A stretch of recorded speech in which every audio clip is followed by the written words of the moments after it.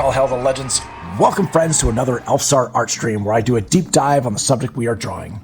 This is the 230th giveaway on the channel. So much content from last week's stream where we drew Kaneda and his iconic bike that I had to do a second week of Akira, or AKIRA, for my future Cyber and Chrome series. Some say Akira, some say AKIRA. This week we're focusing on the other main character, Tetsuo. If you're brand new to the stream or watching this later on YouTube, welcome. Get yourself a drink and a snack. Kick back and relax as I take you on an adventure as we explore more on the subject AKIRA. This is my drawing space here. I'll play you some edutainment up here. It's much like a podcast. You can put it on and listen to it while you're doing other things, or you can hang out and enjoy the visuals. Hopefully by the end of this stream, you'll have learned a thing or two that you didn't know before. I love doing these deep dives. I find the content just addicting. I really love to geek out with you guys. The table of contents will be as follows, and this will all be chaptered for you guys on YouTube. First, the AKIRA Awakens fan trailer, followed by the AKIRA anime explained, the impact and influence of the AKIRA film. We dive deep into an essay on understanding disaster and postmodern apocalypse. Why AKIRA is really a mastery of violence. We then jump into episode 26 of Analyzing Evil, featuring Tetsuo Shima. I dug up for you an AKIRA making of production report dubbed in English and explanation of the process of the digital restoration from 2001. We then flip through an Otomo Katsuhiro art book and then finally get to the art giveaway. Towards the end of the stream, we'll enter the names of the subscribers, patrons, and anybody live in chat willing to participate in the giveaway. We spin the wheel of names, battle royale style, until we get to one winner. You are all part of a government experiment where you all seem to exhibit potential special abilities. We will manifest them and see who will be the next AKIRA. If you'd like extra entries to increase your odds of winning, you have a couple of choices. You can subscribe to the channel on Twitch, Kick, or Dlive, or you can gift a sub to the channel, or you can develop the ultimate power by becoming a paid Patreon member. You can also take your luck into your own hands by making a live purchase of the drawing. 100 US will secure you the artwork, but it has to be done before we start the giveaway. Please smash that like button. If you like the content, then maybe consider subscribing. I urge you to seek out my live streams so that you don't miss another chance to win some original art. Okay, let's try to control this, shall we?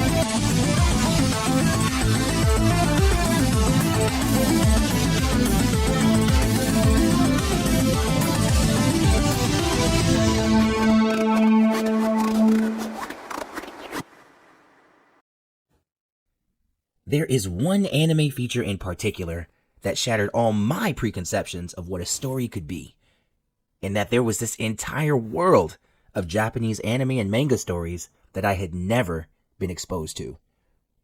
And that feature-length animation was AKIRA.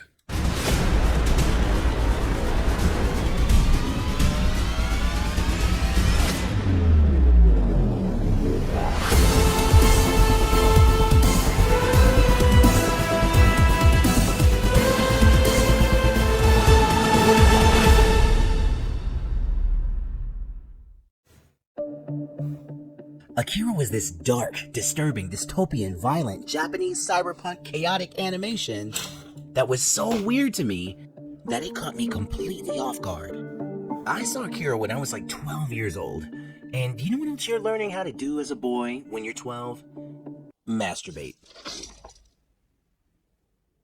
Yeah, so between masturbation sessions and AKIRA, it was kind of like sensory overload. And you know, now that I think about it, AKIRA has a lot of parallels to puberty. You know, you got these quote-unquote powers that you don't really know what to do with and that you can't control, and they're just wreaking havoc on your body. How's that for a fan theory? Released on July 16th, 1988, AKIRA the animated feature was based on Katsuhiro Otomo's epic manga of the same name. And the manga began its run back in 1982. 6 years prior to the anime's release. Now, I say that the anime is based on the manga because I recently just finished reading it, and the manga's over 2,000 pages long. And while the animation does resemble the comic, it's really only a cross-section of the story. Mainly, books 1 and 6 of this 6-volume series. So here's the story. AKIRA takes place in this gritty Neo-Tokyo, some 30-plus years after this Hiroshima-esque nuclear-grade explosion levels the original city. That's 30-plus years after World War III. Now, in the manga, that's in the year 2030. But the anime takes place, wait for it, right now, in 2019. And luckily, at the time of this recording, World War III hasn't taken place yet, but give it time. The story follows this rugged biker gang leader named Kaneda, his ace Tetsuo, and their band of delinquent friends through the streets of Neo-Tokyo. Even though these are some really tough kids, you don't really get the sense that they're inherently bad. But because they came up in this harsh post-war environment, they're really a group of badasses. They really care about each other, and they're willing to beat the shit out of anybody that's a threat to them or the people they care about. A fight with another local gang sets Tetsuo on this literal collision course with this telekinetic child that changes his life forever.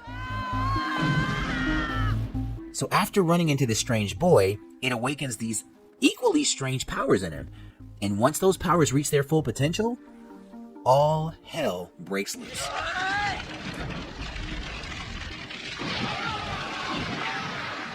I don't know whether to credit this to Steve Jobs or Pablo Picasso, but some great man said something along the lines of, good artists borrow, great artists steal. And I think Katsuhiro Otomo did exactly that. I was watching this interview that Otomo did about the making of AKIRA, and it was really fascinating to see just where he drew his inspiration from. So let's connect some dots. Have you ever heard of the robot Gigantor? Well, some of you hardcore manga and anime fans may know Gigantor as Tetsujin 28, which literally translates to mean Iron Man 28. Tetsujin 28 Go is this 1956 old-school manga classic that had a follow-up animation in 1963, created by Mitsuteru Yokoyama. And it's really cool to see how it connects. So Gigantor is this government weapon, and in a way, AKIRA is too, even though he can't be controlled very well. I also found it kind of cool that AKIRA in the comics is test subject number 28, as a nod to the Gigantor robot. Even Akira's protagonist is based on Tetsujin 28 Go. Tetsujin 28 is controlled by this spunky, gun-wielding 10-year-old named Shotaro Kaneda. And who's the protagonist in Akira? This spunky, gun-wielding teenager named Shotaro Kaneda. So when I watch Akira now, it feels like it's this boy's teenage adventures being told in a future time. While Otomo wanted to create something in the same vein as Tetsujin 28 Go, Akira kind of morphed into something else entirely. So Otomo ended up creating something that was really, really fresh and truly unique. Akira's animation style made it special. It's the reason why it still holds up even more than 30 years later. And in this post-Pixar era, we live in this world where computers can easily bear much of the larger brunt of that animation load. We live in a reality where technology allows you to create worlds that you couldn't even fathom before. And in that world, these painstakingly hand-drawn, layered animation cells feel like a dying art form. But even now, in 2019, it's really hard to deny just how masterfully done every animation sequence was in that feature, especially for its time. Using a team of over 60 animators and over 160,000 animation cells, Otomo and his team were not playing around when they made this. They took it so seriously, and the details show in spades. When people mention Akira, my brain still kicks back these iconic animation sequences. Now, I'm not going to sit here and claim that Otomo is the master of cohesive storytelling, because I've seen far more cohesive stories. But I will say he is a master at getting you to feel what his characters feel. And that's really not a surprise, because when you read the manga, it does such a great job of capturing these characters' expressions. A great example of this is right after Tetsuo's powers awaken for the very first time. Let's pick apart one short scene.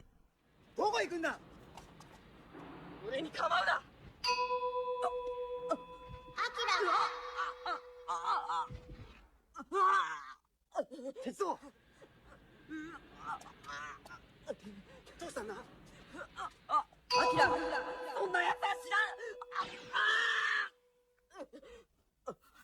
You don't need to understand a single word of Japanese in order for the storytelling to shine through. The animation and the action speak volumes. Look at Tetsuo's face. You got the squinted eyes, the furrowed brow, the sweating, the screaming, and these give you his core emotions. But on top of these core emotions, I love how Otomo uses light to emphasize this pain. And I love this small detail when Tetsuo's stumbling away, and you can see with every excruciating step that his head is hurting him so badly that the pain is about to bring him to his knees. In the anime, the scenes that are storytelling gold to me are the ones where Tetsuo's powers are kind of skirting this line between reality and imagination. I love how this scene in the lab goes from almost cute and cuddly to straight up nightmare fuel in a matter of seconds.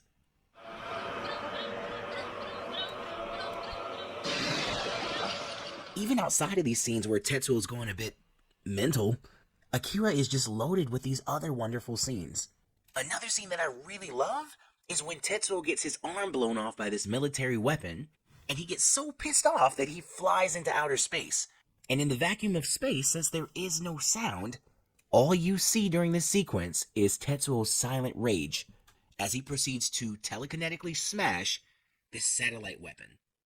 Akira was groundbreaking, ambitious animation that was truly ahead of its time. Compared to other animation I had seen at the time, Akira was the equivalent of Otomo telling other animation studios, "Hold my beer." Another really fascinating thing about Akira is that it's incomplete, or maybe we should say open-ended. And part of me thinks that Katsuhiro Otomo may have done this on purpose. Why? The film was completed in 1988, while the manga ended in 1990. So the feature was finished before the manga ever was, which is kind of backwards when you look at how anime creation is done today.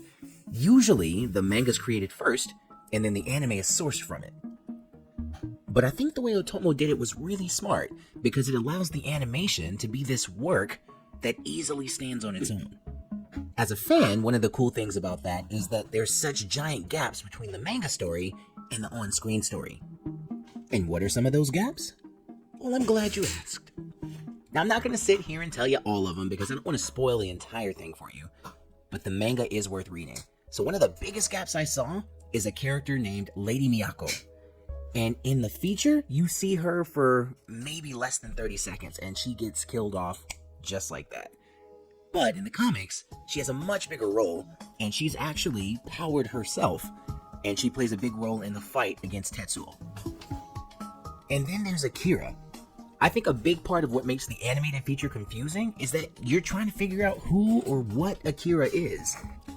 Akira's really ambiguous in the film. You see Akira's body parts in cryogenic storage, and you kind of get a glimpse of him at the end of the film. But that is a really big difference between the manga and the film. In the manga, Akira is an actual boy, and he is the most powerful of the telekinetic beings in this comic. And you come to find out that not only is he super powerful, but he is the reason World War III started. So the first time his powers triggered, that's what set off that giant explosion. Perhaps my favorite gap that I got to fill from reading the comics is some of the details of the government experiments that created these super-powered kids. You find out that the numbers printed on their palms actually correspond to how powerful they are. So the kids in the 20s were these rare kids with uncommon abilities that resulted from those experiments. Number 28, of course, Akira, was the most powerful, but number 25, Kyoko, number 26, Takashi, and number 27, Masaru, were also powerful in their own right. And a rather grim detail that you find out is that when Akira's powers triggered, setting off that explosion in Tokyo, not only did it destroy much of Tokyo, but it also killed most of the kids, like the other test subjects in these experiments. And number 25, 26, and 27 were the only survivors. And a side note, Tetsuo is designated number 41. And I don't know if that means he's way more powerful than the other Espers, but you really don't get a sense that he's more powerful than Akira in the comics. At least I didn't anyway. So maybe he's potentially the most powerful. These are just a few examples, but the manga is loaded with these kind of gaps and holes that you just would never know about if you only watched the anime. There are so many drug references in the comics that just are not even shown even close to the same extent in the anime. Tetsuo has an orgy in the comic book that we never get to see on screen. That's unfortunate, because isn't everything just a little bit better with an orgy? Not really. Not when it's Tetsuo, not when it's drug-induced, and not when most of the women in that orgy end up dead. That's terrible. Akira touches on several different themes. There are elements of man versus man versus technology, and man versus society. And I think the story is every bit as layered as the animations they used to make the feature. And for some, including me, it made the story feel a little bit weird, just to be honest. But I think there are a lot of Japanese stories that are like that. They're just fuzzier overall, if that makes any sense. For example, when I go and watch a Ghibli film, I enjoy the film because of the animation, but I don't necessarily leave feeling satisfied because of the story. And I think that's because some anime stories don't necessarily give you this clean, clear-cut, happily ever after resolution. But I think that confusion is part of what makes Akira great. Some people watch Akira and watch it again, and they think, what the f*** did I just watch?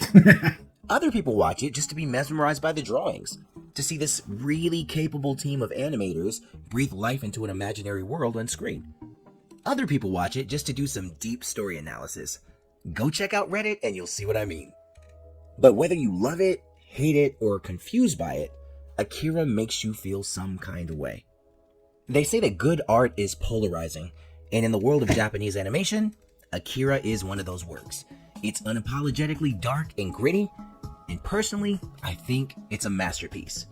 And for that reason, Akira is one of the greatest stories ever told. Thanks for watching, guys. I really had a great time going back and re-watching this anime classic. If you genuinely enjoyed this, don't forget to like, share, and subscribe. And in the comments, let me know what you think of Akira. Do you love it? Hate it? Find it too confusing to care? And why? It's been a blast, Japanimaniacs, and I'll catch you in the next one. This was Japan Guy. The Japan Guy.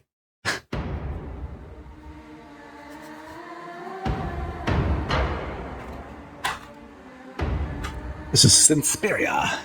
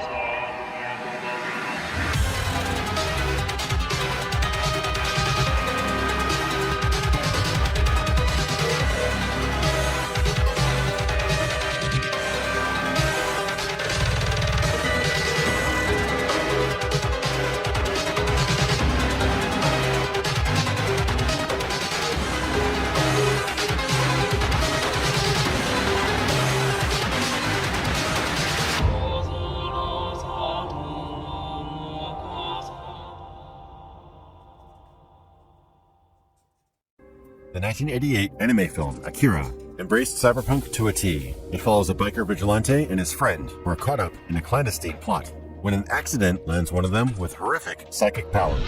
There are a ton of cyberpunk tropes here. Uber-stylized motorcycles, laboratory experiments gone wrong, and the rise of Neo-Tokyo from the ashes of a cataclysmic event, paralleling the city's lost during World War Terminus and Blade Runner. Akira is set against a city rebuilt, one that is being torn apart by terrorism, anti-authority protests, and corruption. Through high-octane action and an ever-deepening plot, Akira managed to wow audiences around the world with gorgeous animation and brutal body horror. Its unforgettable imagery would kickstart many other cyberpunk anime series, and is considered one of the greatest animated sci-fi works of all time.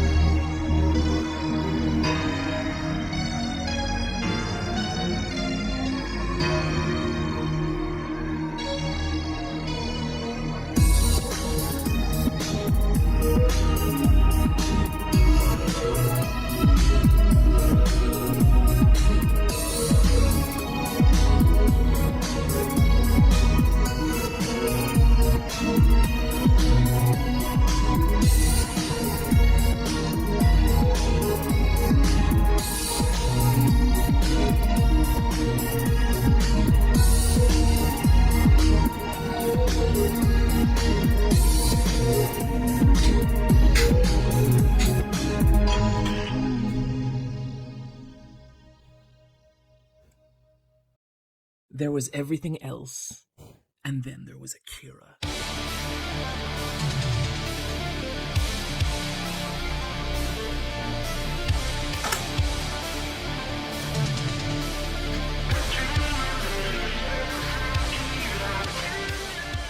Akira is the most important moment in the history of modern anime. No other piece of media has even come close to the seismic effect this film has had on anime as a global industry.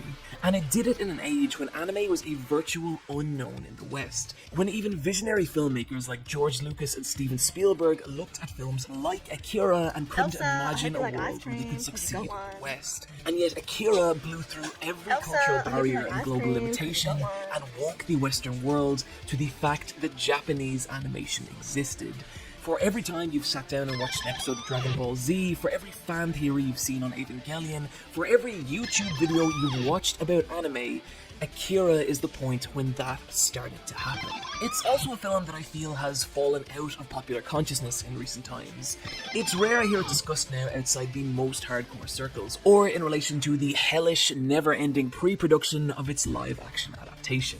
And so I wonder how much the youngest generation of anime fans actually knows or even cares about this movie. After all, Akira doesn't look like modern anime, it doesn't move like modern anime, hell, it doesn't feel like modern anime. Nothing about Akira is even remotely reminiscent of what anime has become, and that's a big part of what makes it special.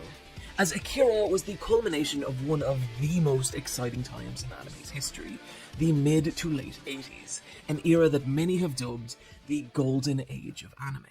This title is more than just a rose-hued tinting of the past, however. There were very specific factors that made anime of this era special. Japan of the 1980s was for the first time since World War II starting to see a major economic upturn. This brought the Tokyo stock market index to an all-time high and surged Japan's economy to heights it had never seen, which meant that a comfortable middle-class lifestyle was now available to anyone willing to don a shirt and tie and embrace the life of a salaryman. This excess in disposable income meant that there was now a massive influx of money to both consume and create film and animation, with anime feature films in particular seeing an unprecedented growth. In the 1970s, 49 animated feature films were produced in Japan, but in the 1980s, that number more than quadrupled to 220. The golden age of anime was more than just a fiscal boom, however. At this point, anime had been a commodified industry in Japan for more than 2 decades, which meant that by the mid-80s, there were professional animators in Japan who had been honing their skills for nearly 30 years, while the generation that had grown up with the works of these masters were now just entering the animation industry for the first time, and together the two groups were beginning to realize the potential these skills could unleash. Just as critically though, the anime industry was still relatively new. This was a time before anime had really become anime. Before otaku culture had really galvanized and fans started looking to anime for hyper-specific things, and before studios started to pander to them. And so what you had was a flourishing industry awash with cash, filled with skilled and passionate animators who were for the first time realizing the full potential of animation, and who weren't trying to adhere to an abstract concept of what anime should be. And the results were projects that were aimed at no one and therefore could be appreciated by everyone. Beautiful expressions of mood and tone like Angel's Egg, thoughtful and harrowing depictions of the chaos brought about by war like Grave of the Fireflies, joyous flights of imagination like My Neighbor Totoro, or insanely polished OVAs like Gunbuster. Anime from this period is often seen as hyper-violent and grotesquely sexualized, and while it certainly is in a lot of cases, to me, this adult content was also a sign that Japan's animators were realizing that animation didn't need to adhere to any one audience, that it could depict literally anything, and this was them slamming up against the boundaries of those preconceptions. And so the 80s became awash with anime that was experimental and adult and gorgeous, and the precipice of this came in 1988 in the form of Akira. Akira was a giant collaboration between 7 different entertainment conglomerates, which swelled Akira's budget to approximately 8 to 11 million yen, 10 times that of Studio Ghibli's Nausicaa, and you could see it directly in the frame count. Akira was animated with a combination of 1s and 2s, meaning that the majority of the film was brought to life with either 12 drawings a second, or even in places 24 drawings per second, far surpassing the Studio Ghibli benchmark, and allowing the animation to flow like liquid in a way that let Akira go toe-to-toe with Disney's top-tier productions. Akira moves beautifully, with the action scenes hitting hard and the emotional scenes feeling well, emotional. But it's also more than just that. There's a level of detail and nuance in the animation of Akira that I have yet to really see surpassed. Shots where even the tiniest detail feels taken into consideration, and the results are mesmerizing. Just check out this shot that comes later on in the film, where Tetsuo regenerates his arm out of old pieces of scrap metal, and just look at how each tiny wire and screw twists and locks into place to form the actual muscles and tendons. Or even just in very minor shots where even background details are animated, like here where there's a ever so slight pull in on Tetsuo, and they've actually animated the perspective on the ground to move in accordance with the camera. And this level of detail is present in so many shots throughout the movie, where there's all these different things happening on screen at once, and it's nearly impossible to take it all in. And it makes Akira's world feel chaotic and alive, and never more so in the wide-scale scenes of mass destruction that punctuate Akira's story.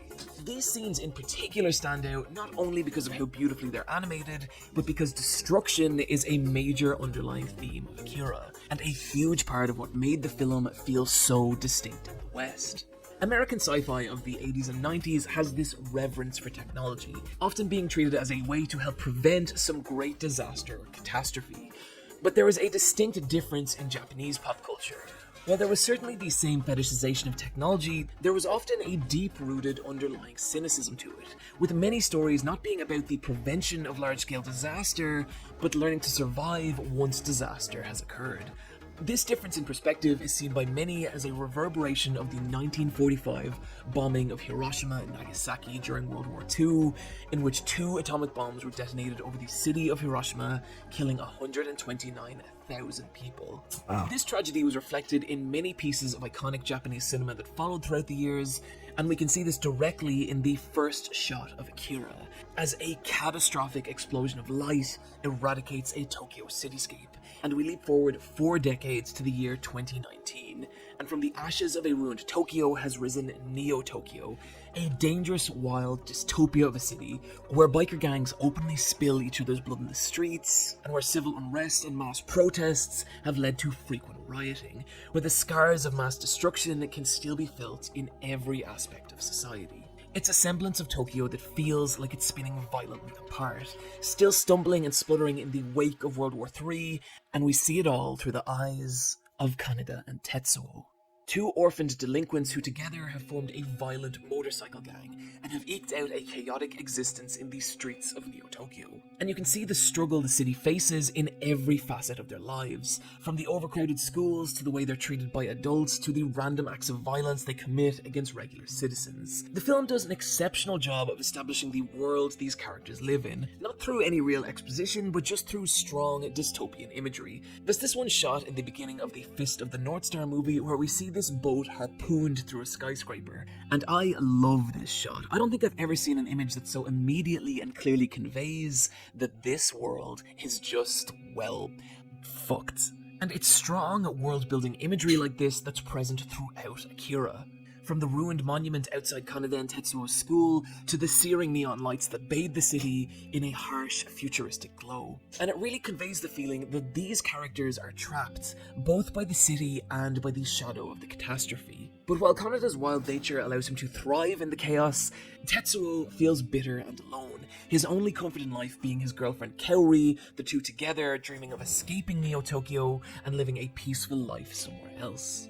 By fixing the events of the story from the perspectives of Kaneda and Tetsuo, it lets us empathize with the long-reaching, intimate human cost of large-scale disaster. Kaneda and Tetsuo are violent delinquents, but they're a product of their environment. Without families or a stable society, they never had a chance to be anything else. A problem that only grows more complicated when, after an encounter with an escaped government test subject, Tetsuo begins to awaken his latent psychic ability, letting him manifest his inadequacy and rage into massive telekinetic blasts. And from here, he turns against his former friends and the city itself, hoping to find the one named AKIRA, the psychic weapon responsible for Tokyo's destruction in the first place. The story is tied together by a soundtrack consisting of traditional Japanese instrumentals layered with 80s future synth. And what's cool is these 2 styles together create this kind of traditional/sci-fi vibe, which speaks directly to the themes of Akira, combining Japan's past and its future. All these different elements come together to create one of the most stunning movie experiences in history, and personally, one of my all-time favorites. But here's the thing. Over the years, I've gone back and rewatched Akira more times than I can count. And over the course of those rewatches, I've come to realize something, and that is that the film Akira is a compromise. Allow me to explain. Akira was based off the 1982 2,000-page 6-volume epic manga of the same title, written by the same man who directed the film, Katsuhiro Otomo. And specifically, what the film is the first half of the first volume and the last half of the last volume, with a kind of amalgamated middle third that struggles to link these two divergent pieces of storytelling together. And the result is a second act that feels heavily truncated and hard to follow, with conversations that try to touch off some major themes that are never really given the proper room to land. Watch Akira with someone who's never seen it before, and they'll likely struggle to follow all the divergent plot threads the film begins to layer on around the 40-minute mark, as it covers everything from drug addiction to a government coup to the evolution of humanity and even the nature of existence, before finally coming together in a messy but satisfying conclusion.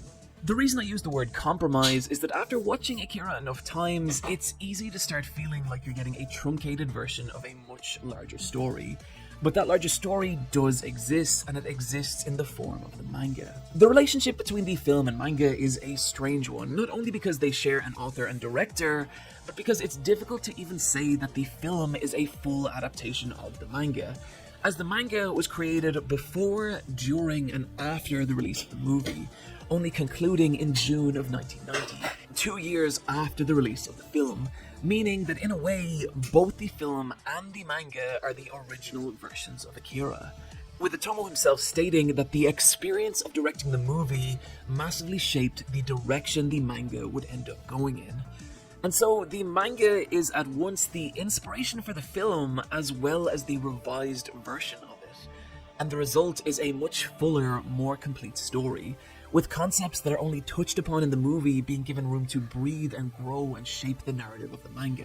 Throwaway characters with less than 30-second screen time in the film take on massive story-critical roles in the comic, and the conflict surrounding Kaneda and Tetsuo grows to encompass a much larger cast in a story that doesn't really feel like it's about any one character, but dozens of smaller individuals, each one of which has their own strengths, weaknesses, and motivations that play a part in shaping a much grander narrative. While the film takes advantage of light, sound, movement, and colour, the manga takes advantage of its own medium in some really profound and beautiful ways. Otomo has an incredibly solid grasp on all aspects of manga, from his expressive characters to his flow of action through paneling to his incredibly detailed background art. Possibly my favourite thing about the way Otomo makes manga, though, is how he creates a sense of empathy with his characters through these beautifully quiet, single-page spreads, where nothing really happens, and it's just the characters alone in their environments. And in a story where major plot events are defined by gigantic, world-ending cataclysm, these pages create these beautifully intimate little moments where we're just allowed to sit with these characters and just feel what they feel. And it really helps ground Akira's world and puts across the feeling that even throughout all the war and chaos, this is just a story about people trying to survive a situation that is much greater than they are. There's an instance of this that occurs about halfway through the manga. It happens at the climax of the manga's second major story arc, when Akira suffers a major emotional trauma and he unleashes this massive double-page, city-crushing psychic blast that tears through Neo Tokyo, eradicating the entire city. And what makes this sequence so special isn't even the blast itself, it's what follows. As we turn the pages, we're met with these beautifully detailed, giant, double-page illustrations of Neo Tokyo just coming apart under the weight of Akira's attack, and then again, and again, and again. And with each turn of the page, the magnitude of the event becomes more real and profound, until finally, there's just stillness. Hey, Johnny G, sorry, I just noticed your sticker. How you doing? I hope you're well. We're just left to sit in the quiet devastation of the aftermath.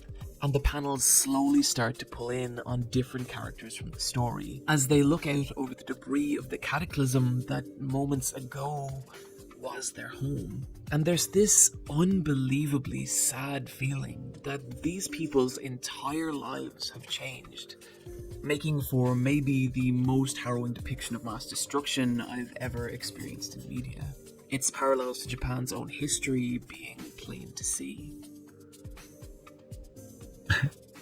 A moment like this works so well in the manga because it has the space to convey a much larger, more populated universe.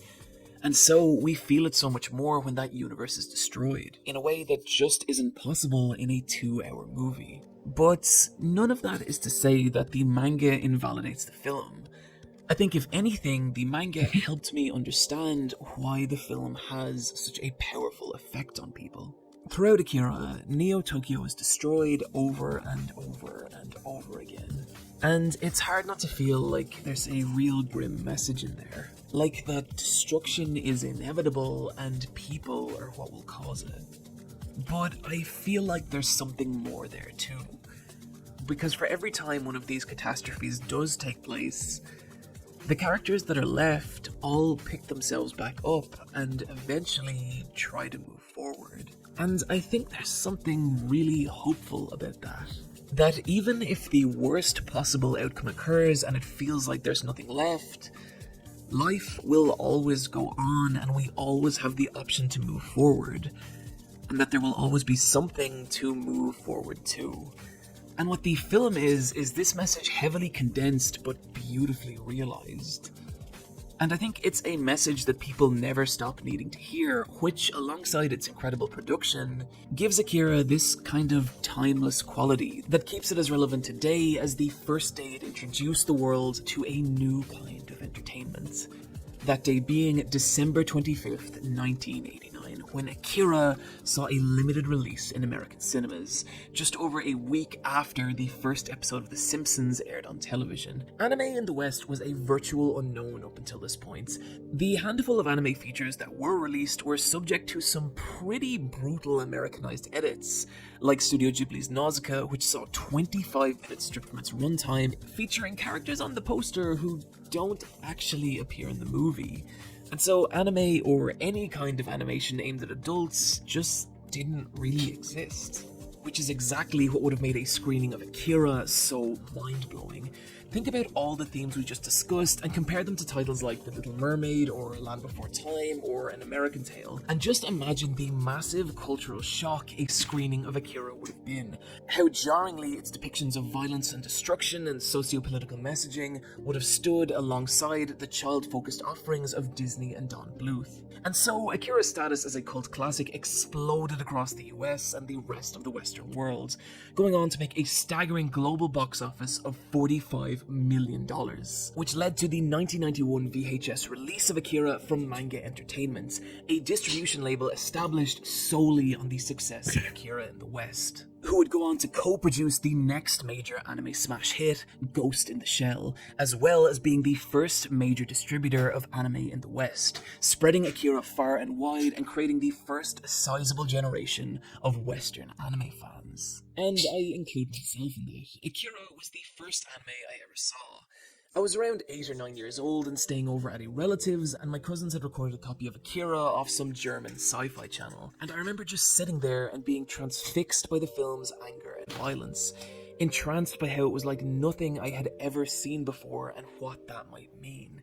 Like somewhere out there, there was this secret world of cartoons that was so different from anything I thought I knew. And I can't help feel like that experience is shared by the West as a whole. Akira was the moment that an entire society realized there was something really different and beautiful and insane out there, and wondering what else might be. It's hundreds of thousands of experiences like this that created the market in the West that future anime like Dragon Ball Z and Evangelion would later capitalize on. And this is how a film so distinct to Japan and its history would transform the landscape of global animation forever. This was the Impact of Akira, the film that changed everything.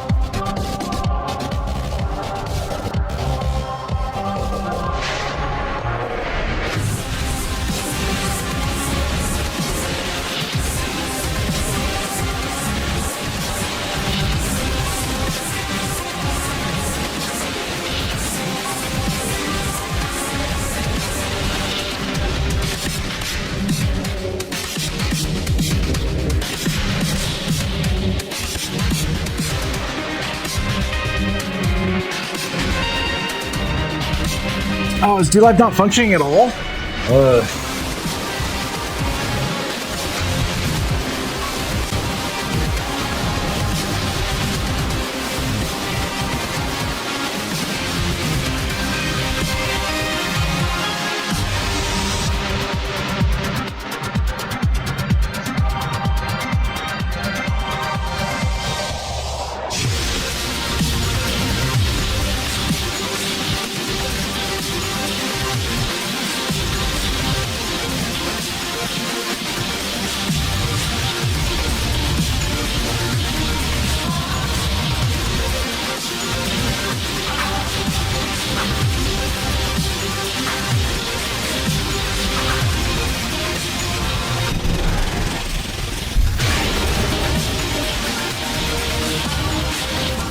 Refresh.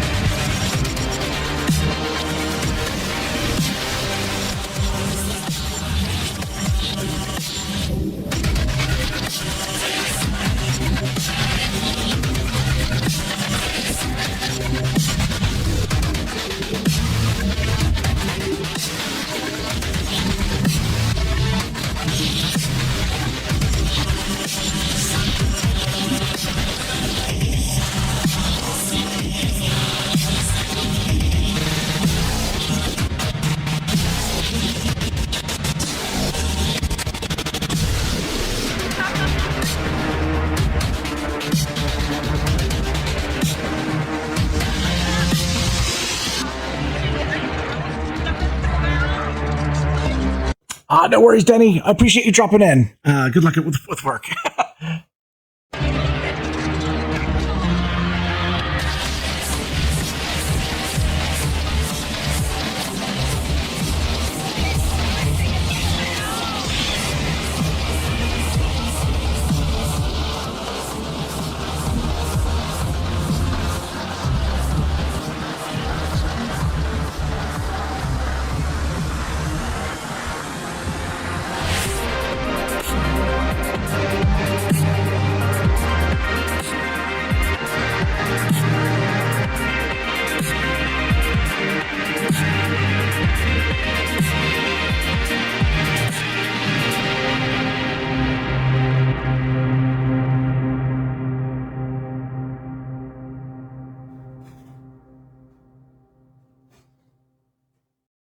AKIRA has earned its place as one of the most appreciated pieces of animation to come out of Japan due to its industry-changing animation and scale. Even today, it's one of the most impressive pieces of 2D animation available. So how is it held up over 3 decades? Well, let's have a closer look. Possibly the most discussed aspect of the movie is its animation. It's the reason the movie is still held so highly. One of my favourite aspects of the animation is definitely the fluidity. Every piece of motion feels incredibly natural, from people walking to explosions. It all just flows really nicely. This probably shines the most during the bike scenes. These incredibly difficult shots were handled with such flow, creating some of the movie's most visually satisfying scenes. To make these incredibly intricate shots look smooth and natural takes a lot of skill. Another, possibly less appreciated aspect of the movie was the amount of 3D shots and camera movement. This is almost impossible for a normal 2D animation production. It just takes up too much time and resources. Regardless, AKIRA was jam-packed with these really impressive shots, again drawing focus to the bike scenes that provoked a lot of camera movement. This just added an extra layer of depth to the movie and really put some life into a lot of the scenes. It's something you don't see that often in anime, so when it's included with such quality and flair as AKIRA, it's really impressive. Normally animated works focus on the foreground. And even if the foreground is gorgeously animated, the backgrounds tend to consist of static images and small repetitive movements. The animators behind AKIRA decided to once again overthrow the industry standards and have fully animated backgrounds. Even for some less important scenes, there was always movement all over the screen, sometimes in places the audience probably wouldn't even see. Not only were all the feats accomplished in the AKIRA movie, but the level of detail to which they were accomplished was astounding. It's one thing making smooth, natural, impressive animation, but it's another to have such an incredible level of detail in the animated objects. You can watch shots or scenes over and over again and find something new every time. They're so rich with detail and information. AKIRA has earned iconic status over the years for another reason as well. Its designs. From the characters to the epic city of Neo Tokyo, AKIRA has become one of the most recognisable anime of all time. Throughout the movie, you're never far away from one of AKIRA's breathtaking city shots. The sheer amount of detail and scale in these is truly awe-inspiring. It really does take the immersion of the movie to the next level. When you're watching AKIRA and one of these shots comes up, it really pulls you into the world. It just fills you with so much visual information and emotion. These become one of the most important narrative tools as well as the movie goes on. AKIRA is notorious for being rather confusing. So shots like these that tell so much about the politics and situation of the city are essential. The massive buildings towering over the civilians, the incredibly long roads separating everything in the city, the cramped and messy alleyways, they all tell the viewer so much about the world of AKIRA. Not only the massive background shots, but the smaller detailed shots of the city are just as interesting.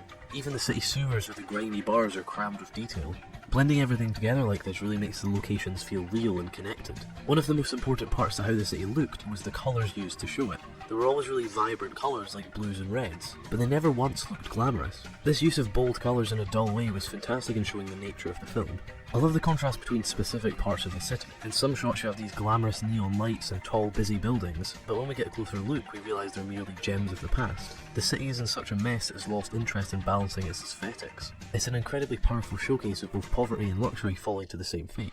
As I've mentioned, the bike scenes are some of my favourite scenes due to their animation. But that's not all. Those scenes are so amazing because of their designs as well. They really give you a peek into the state of the world. As they whiz around the broken streets of Neo Tokyo, you absorb all the emotion and the feeling of the city. Everything from the punk gang designs to the awesome streaks of light the bikes left behind just impressed me so much. They also once again show the mixture of poverty and luxury. These gangs fly about the city smashing up everything without any thought, and it seems to just generally be accepted. One of the most underappreciated parts of the movie happens to be one of my favourites. It does become less impactful as it's dwarfed by the rest of the movie, but the school segment at the start of the movie really stuck in my memory. Not only did it deepen the characters and the political situation with its narrative, but it gives us a lot of visual information as well. It shows us the conditions and the attitudes of the city's youth. But as I said, this segment was kind of dwarfed later on in the movie and becomes a bit more irrelevant. AKIRA's visuals can be dealt endless praise as they're unmatched in every aspect. Very few anime have reached such power and style as AKIRA did. The movie is one of the most influential and important anime ever, and will without a doubt always hold its throne as a visual masterpiece. If you're interested in delving deeper into anime, please click the subscribe button. If you enjoyed this video, please do consider clicking the like button and sharing it around. You can also click on any of the videos on the screen. So thank you very much for watching.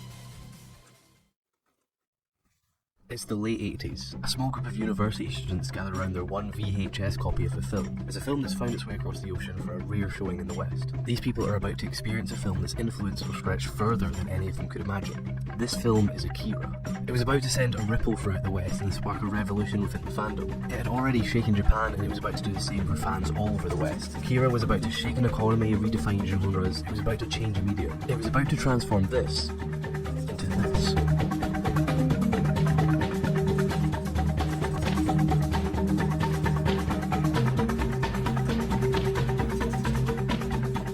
I feel like I don't need to give Akira much of an introduction. It's a very well-known title in and out with the medium. It's not a rare occurrence for people to discover Akira before they really know what Japanese animation is. Along with it just being generally awesome with enormous scale and captivating imagery, Akira is as important and influential as it is artistically impressive, arguably more so than any other anime. So in this video I'll be exploring the various influences Akira has had on both Japanese and Western media, and seeing how those influences have evolved throughout the years. Before we look at Akira, we have to look at the industry building up to Akira, the 80s. The 80s was a fascinating decade for anime. It was a time of experimentation and progression, and possibly one of the most progressive decades the medium has seen, considering the amount of change that occurred year by year. The early 80s saw the rise in popularity of shows like Gundam and Macross. This kind of set the scene for the sci-fi dominated decade. A few years later we come to the mid-80s, here Studio Ghibli were founded along with an era of largely funded and groundbreaking movies. Releases like Nausicaa and Royal Space Force just fueled the industry's progression and hunger for bigger projects. From here on out, this pot of big movies and science fiction would boil and boil until 1988. This sort of one-upmanship that was happening with film companies was allowing the biggest scale and budgets anime had ever seen. And then along came Akira. With an already sizable manga following, the movie was given a budget of 1.1 billion yen.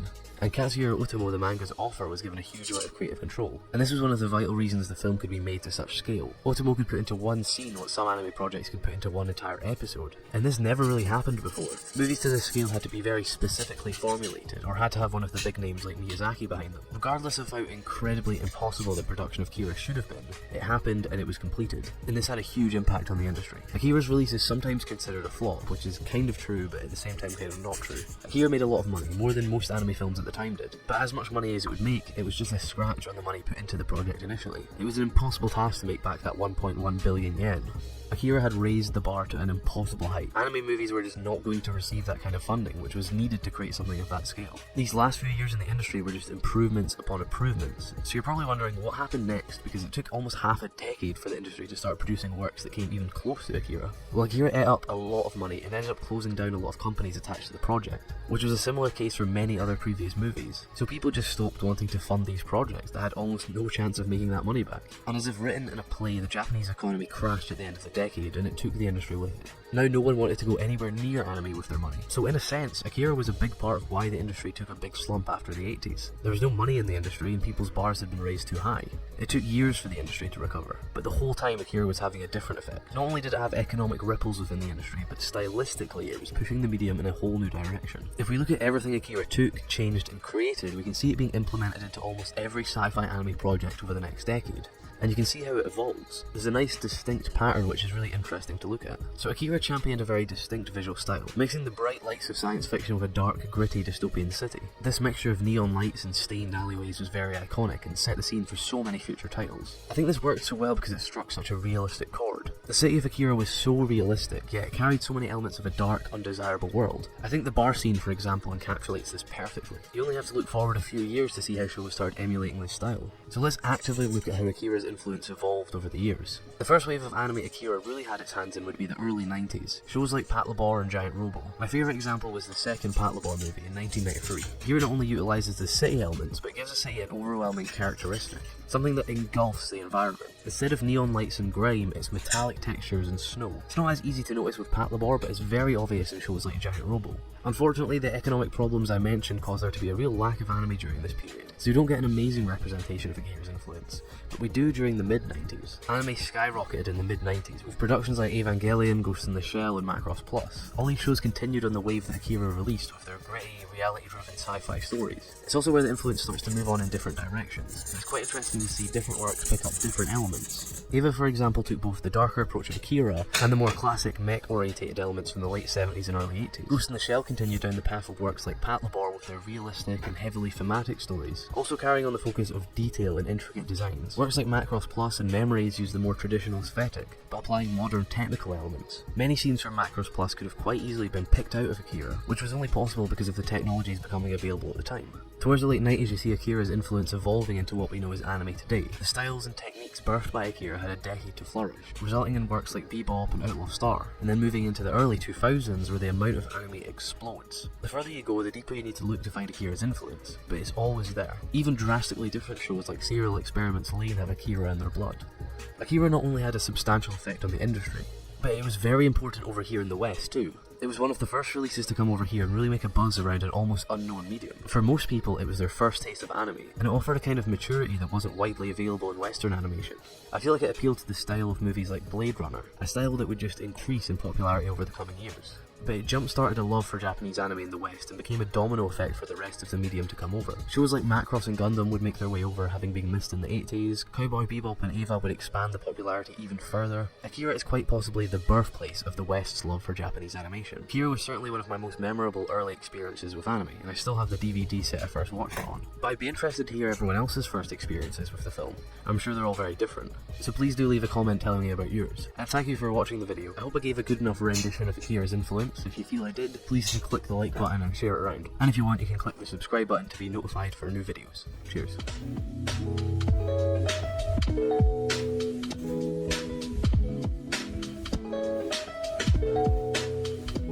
Big shout out to all the creators out there that put together these wonderful videos.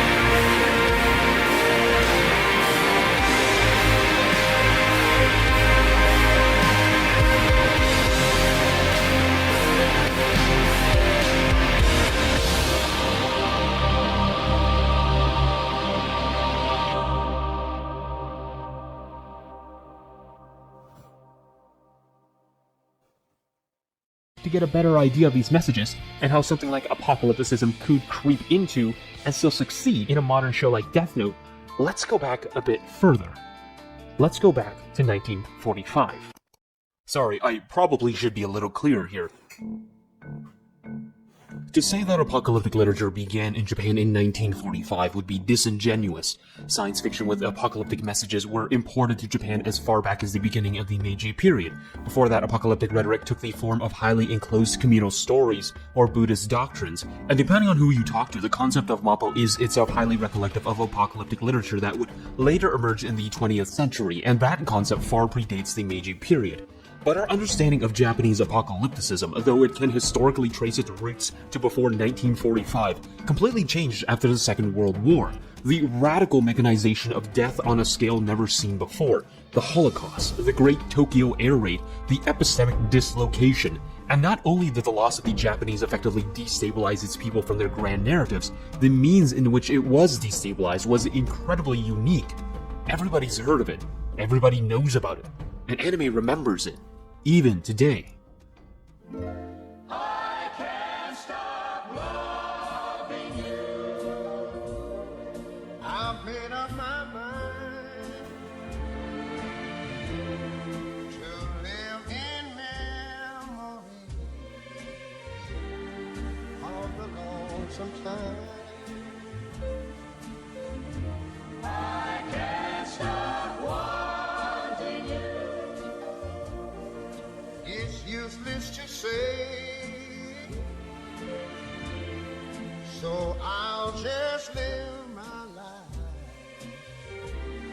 Things are yesterday. This is the age of Godzilla. This is the age of hibakusha literature, stories of those who survived the bomb. But I want to stress something. The atomic bomb isn't the only factor. It's just an example of the myriad elements that underline Japanese disaster discourse. There are others, and one particular element that would heavily influence Japan's general disaster fiction is discontinuity. As simply put, the sudden shift. From a sprawling naval empire to a defeated nation, from a top-down hierarchical theocracy to a Western democracy, from feverish nationalist victory to utter defeat. In the wake of Reconstruction and reconceptualization, Japan's 60s and 70s were hallmarked by two major periods that Japanese sociologist Masaji Osawa defined as Riso no Jidai, the age of idealism, and Kyoko no Jidai, the age of fiction. The former was defined by ideas and ideals cropping up or sometimes challenging shift and change, but within the context of the grand narratives being discussed. In this case, the 60s were ideologically charged, something we can find in the riots and political movements. The intent was to change the existing order to something that adherents considered optimal or perfect. Anime and manga never really reflected this age of idealism, so there's little correlation to see. And considering it was in 1963 that anime's first major debut occurred, a few years well into the idealistic age, it wasn't that reflective. And although apocalyptic fiction emerged to complement the age, Enter Ice Age 4 by Kobo Abe and The Last War by Shuei Matsubayashi are notable examples, anime and manga never really kept pace. Now, the idealistic age is broadly considered to have collapsed around the early to mid-70s, with Masaji Osawa attributing the 1972 Asama Sanzo standoff as a bookend. Between the police and 5 members of the United Red Army, Sasa Atsuyuki attributed the Asama Sanzo incident as being a huge factor in the decline of the leftist movement in Japan. Alongside that was the decline in the trust of these political ideals that these organizations latched onto, and thus we can find a shift towards a new mode of thought. People no longer cared about changing their systems. They cared about dreaming of new ones. This is the fictional age, the age where answers exist not within extrapolations and idealism, but the imagination. A time where interwoven social senses of release, belonging, community, and well-being didn't exist in political movements or ideologues, but in worlds detached from our own. This is a major age for contemporary Japanese apocalypticism. This was the age of the domestic powerhouse Nihon Chinbutsu. This was the age of Nausicaa Valley of the Wind. This was the age of space battleship Yamato. And most importantly, this was the age of Katsuhiro Otomo's astoundingly influential manga and anime, Akira.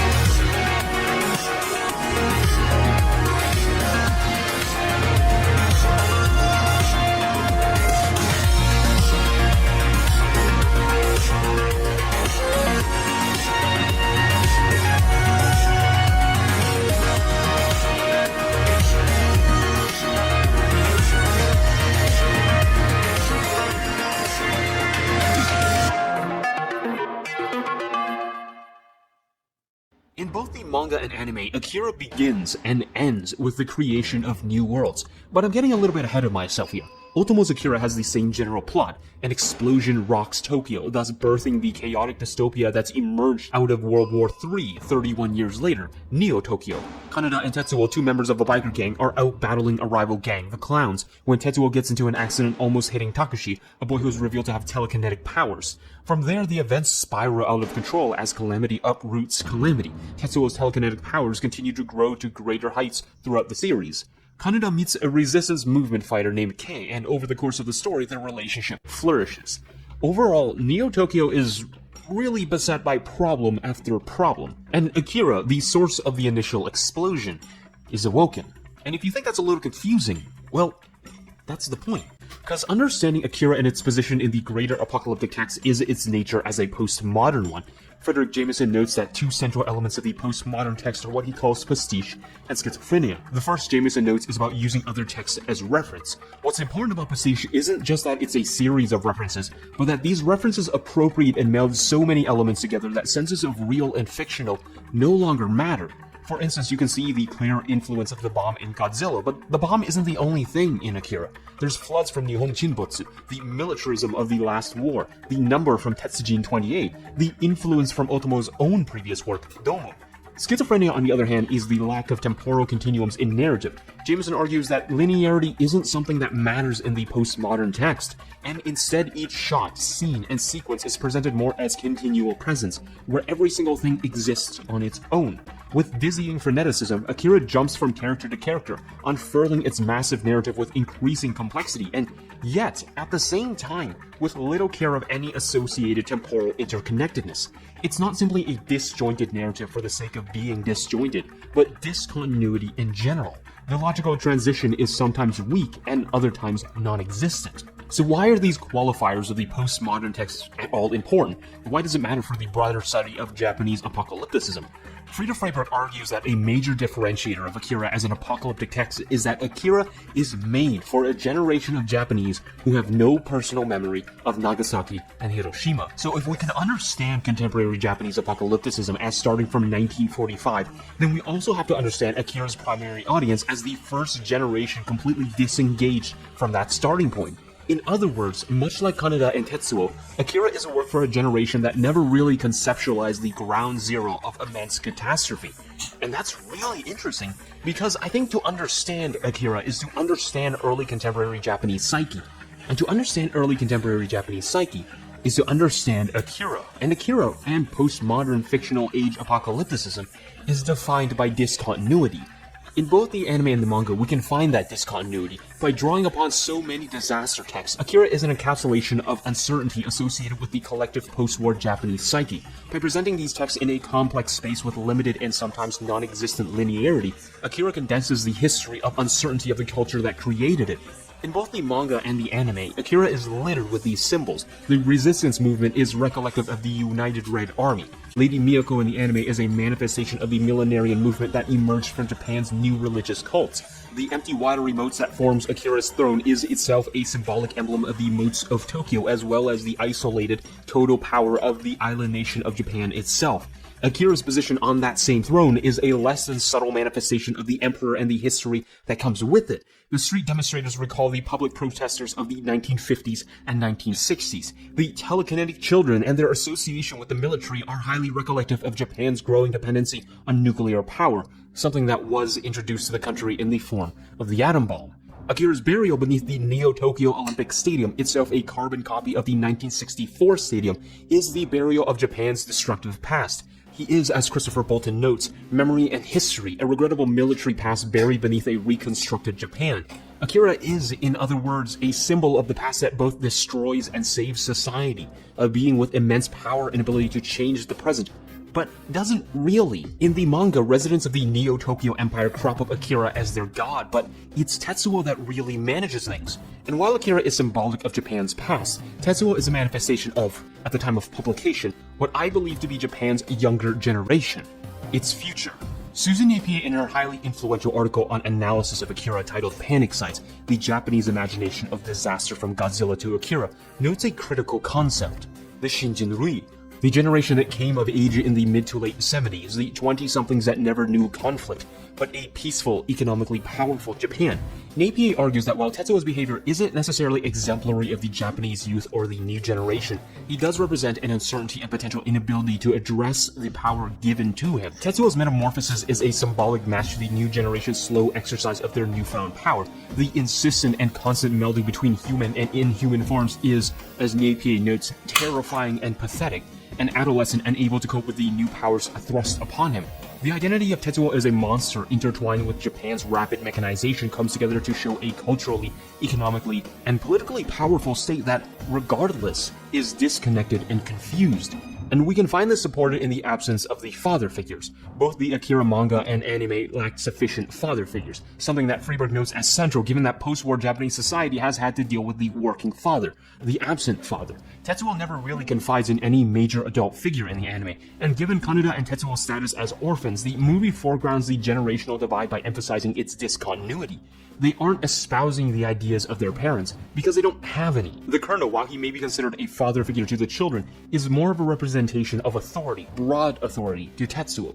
In fact, the only major parental figure we see in Akira is in Lady Miyako, and that's in the manga. Whereas the anime version of Lady Miyako turns her into an avatar of Japan's post-war Shinshukyo, the manga approaches her character with a stark and apt duality. On one hand, Nayoko, as another telekinetic child, temporarily acts as a stern guiding figure for a shambling Tetsuo, stressing that he needs to get off the pills.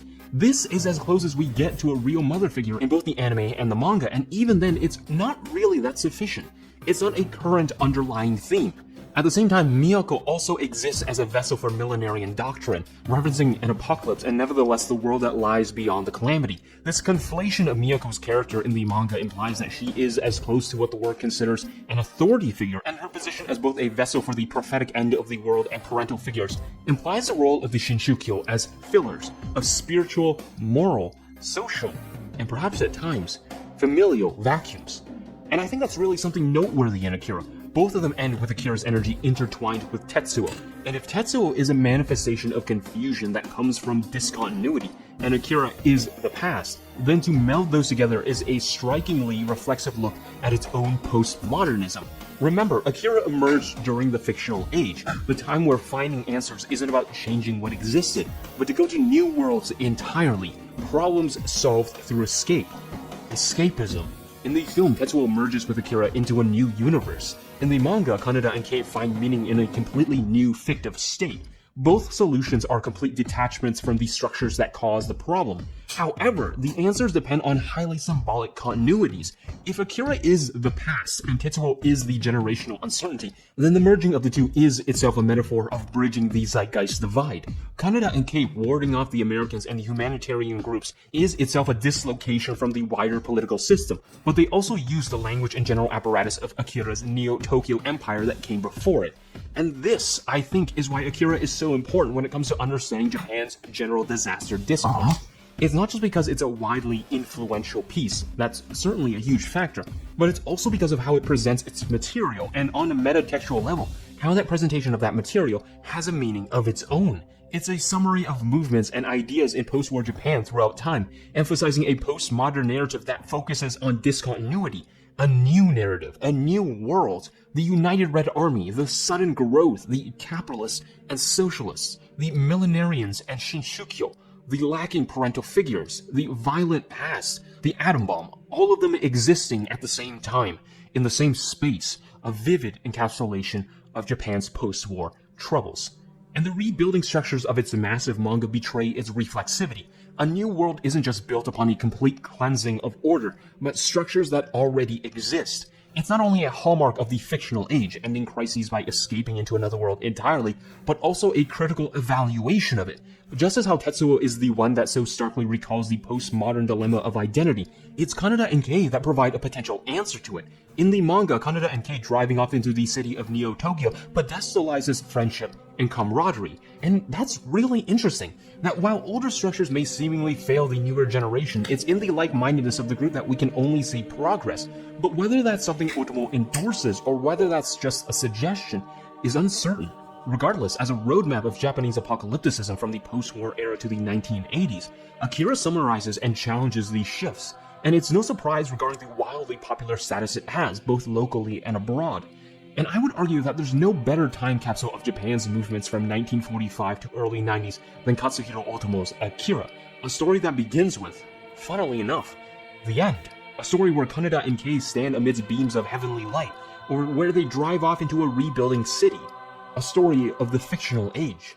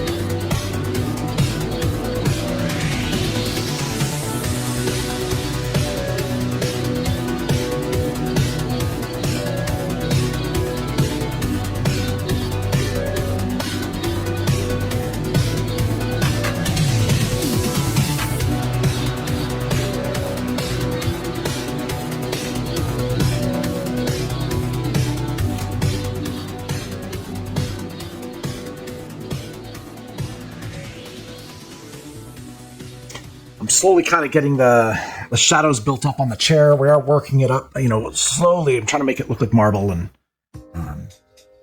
I find it all too often that films are being rejected for their violent imagery or even gruesome depiction of death. It's definitely not a new concept. People have been attempting to censor the art form since its birth.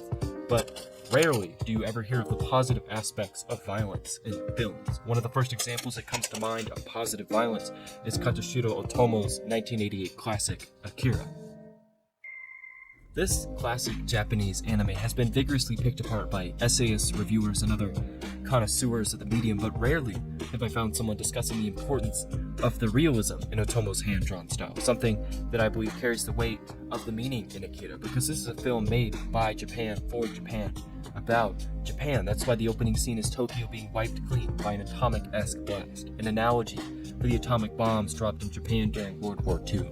Otomo is providing Japan a reminder of the importance of their history. Their strength and unity as a people is a definitive part of their culture, especially during the reconstruction of their nation after the war. But it's also providing perspective for people from Western societies, where first-hand accounts are often nowhere to be found, so they're left with exploring the event inside of a textbook, which doesn't contain the delicacy and emotion needed to cover the topic. Let's pick apart the opening sequence of the film. Before even given a location, time period, or title of any kind, the viewer sees a city, almost hinting at the perspective of the pilots who dropped these atomic weapons. Once the explosion starts, you notice there's no sound. There's obviously a tremendous amount of destruction occurring, yet you hear nothing. Otomo is capturing what a first-hand account would be like. It's frighteningly real. The city disappears into a light as if it's evaporating, resembling the instantaneous death of those caught in the vicinity of the blast zone. Only when the blast reaches the screen and consumes the corners in white does the director present his name and title of the film, AKIRA. This is one of my favorite opening sequences in film because it tells a story about Japan in the matter of 30 seconds, and what a fantastically violent way to set the precedent for the film, which is immediately complemented by the rebuilt cyberpunk Tokyo set in the year 2019, providing the idea that Japan has rebuilt from another atomic disaster. But this time it's riddled with violent protests, corrupt politicians, and renegade teenage biker gangs. 3 stories that revolve around the arc of Tetsuo, a young biker gang member who gains psychic powers after being experimented on by the government. But what's interesting is how all of these revolving stories are affected by the violence of each other. Tetsuo doesn't become the center of the film until a little over halfway through the 2-hour runtime, and that only occurs by having these satellite plots cooperate seamlessly, stories that cannot be told without violence. And the way Otomo depicts Tetsuo's struggle is strangely delicate. There's a heavy motif of subtle historic Japanese influences embedded in his actions, which become more obvious throughout the course of the film. As Tetsuo begins his rampage through Tokyo, he heads to the construction site of an Olympic stadium, a nod to when Japan hosted the 1964 Olympics, considered by many to be a major achievement for a nation that was still under reconstruction. Tetsuo's visions parallels the PTSD of those near the violence of the atomic blast, and his historic mutation after his psychic abilities manifest into a physical form resembles the generations of genetic mutations caused by the atomic blast. Followers trailed behind him, believing that fighting with him against the government could lead to a more prosperous future. It reads as a metaphor for the cultural and political shift of Japan. After initializing its reconstruction, they needed to advance as an economy and society for the betterment of the nation, but conflicting ideals within their embedded culture proved to be a moral argument that would often turn violent. However, as Tetsuo is seen as an obvious embodiment of Japan's post-war struggles, you notice how violent and grotesque the imagery is, because violence is a part of Japan's struggle within the era. These stories couldn't have the same impact without the constant reminder of devastation, not just on a citywide scale, but an almost intimate level. When you see protesters kill police officers, you're taken out of the movie for a minute. It's jarring. Not in the sense of losing immersion, but in regards to your emotional status. If it takes the most absurd monstrosity to allow you to say, wow, that's really fucked up, then good. Otomo is telling the story correctly. If films are supposed to draw emotions out of people, then the most sincere way to convey Japan's post-war struggles is through immense violence, and not shy away from the reality of history.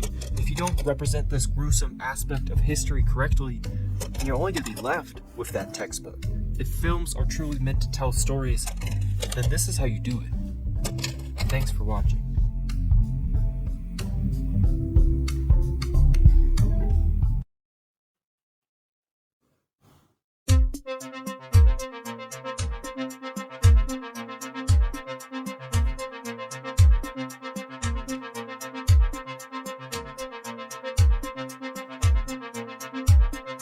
It's my stuff.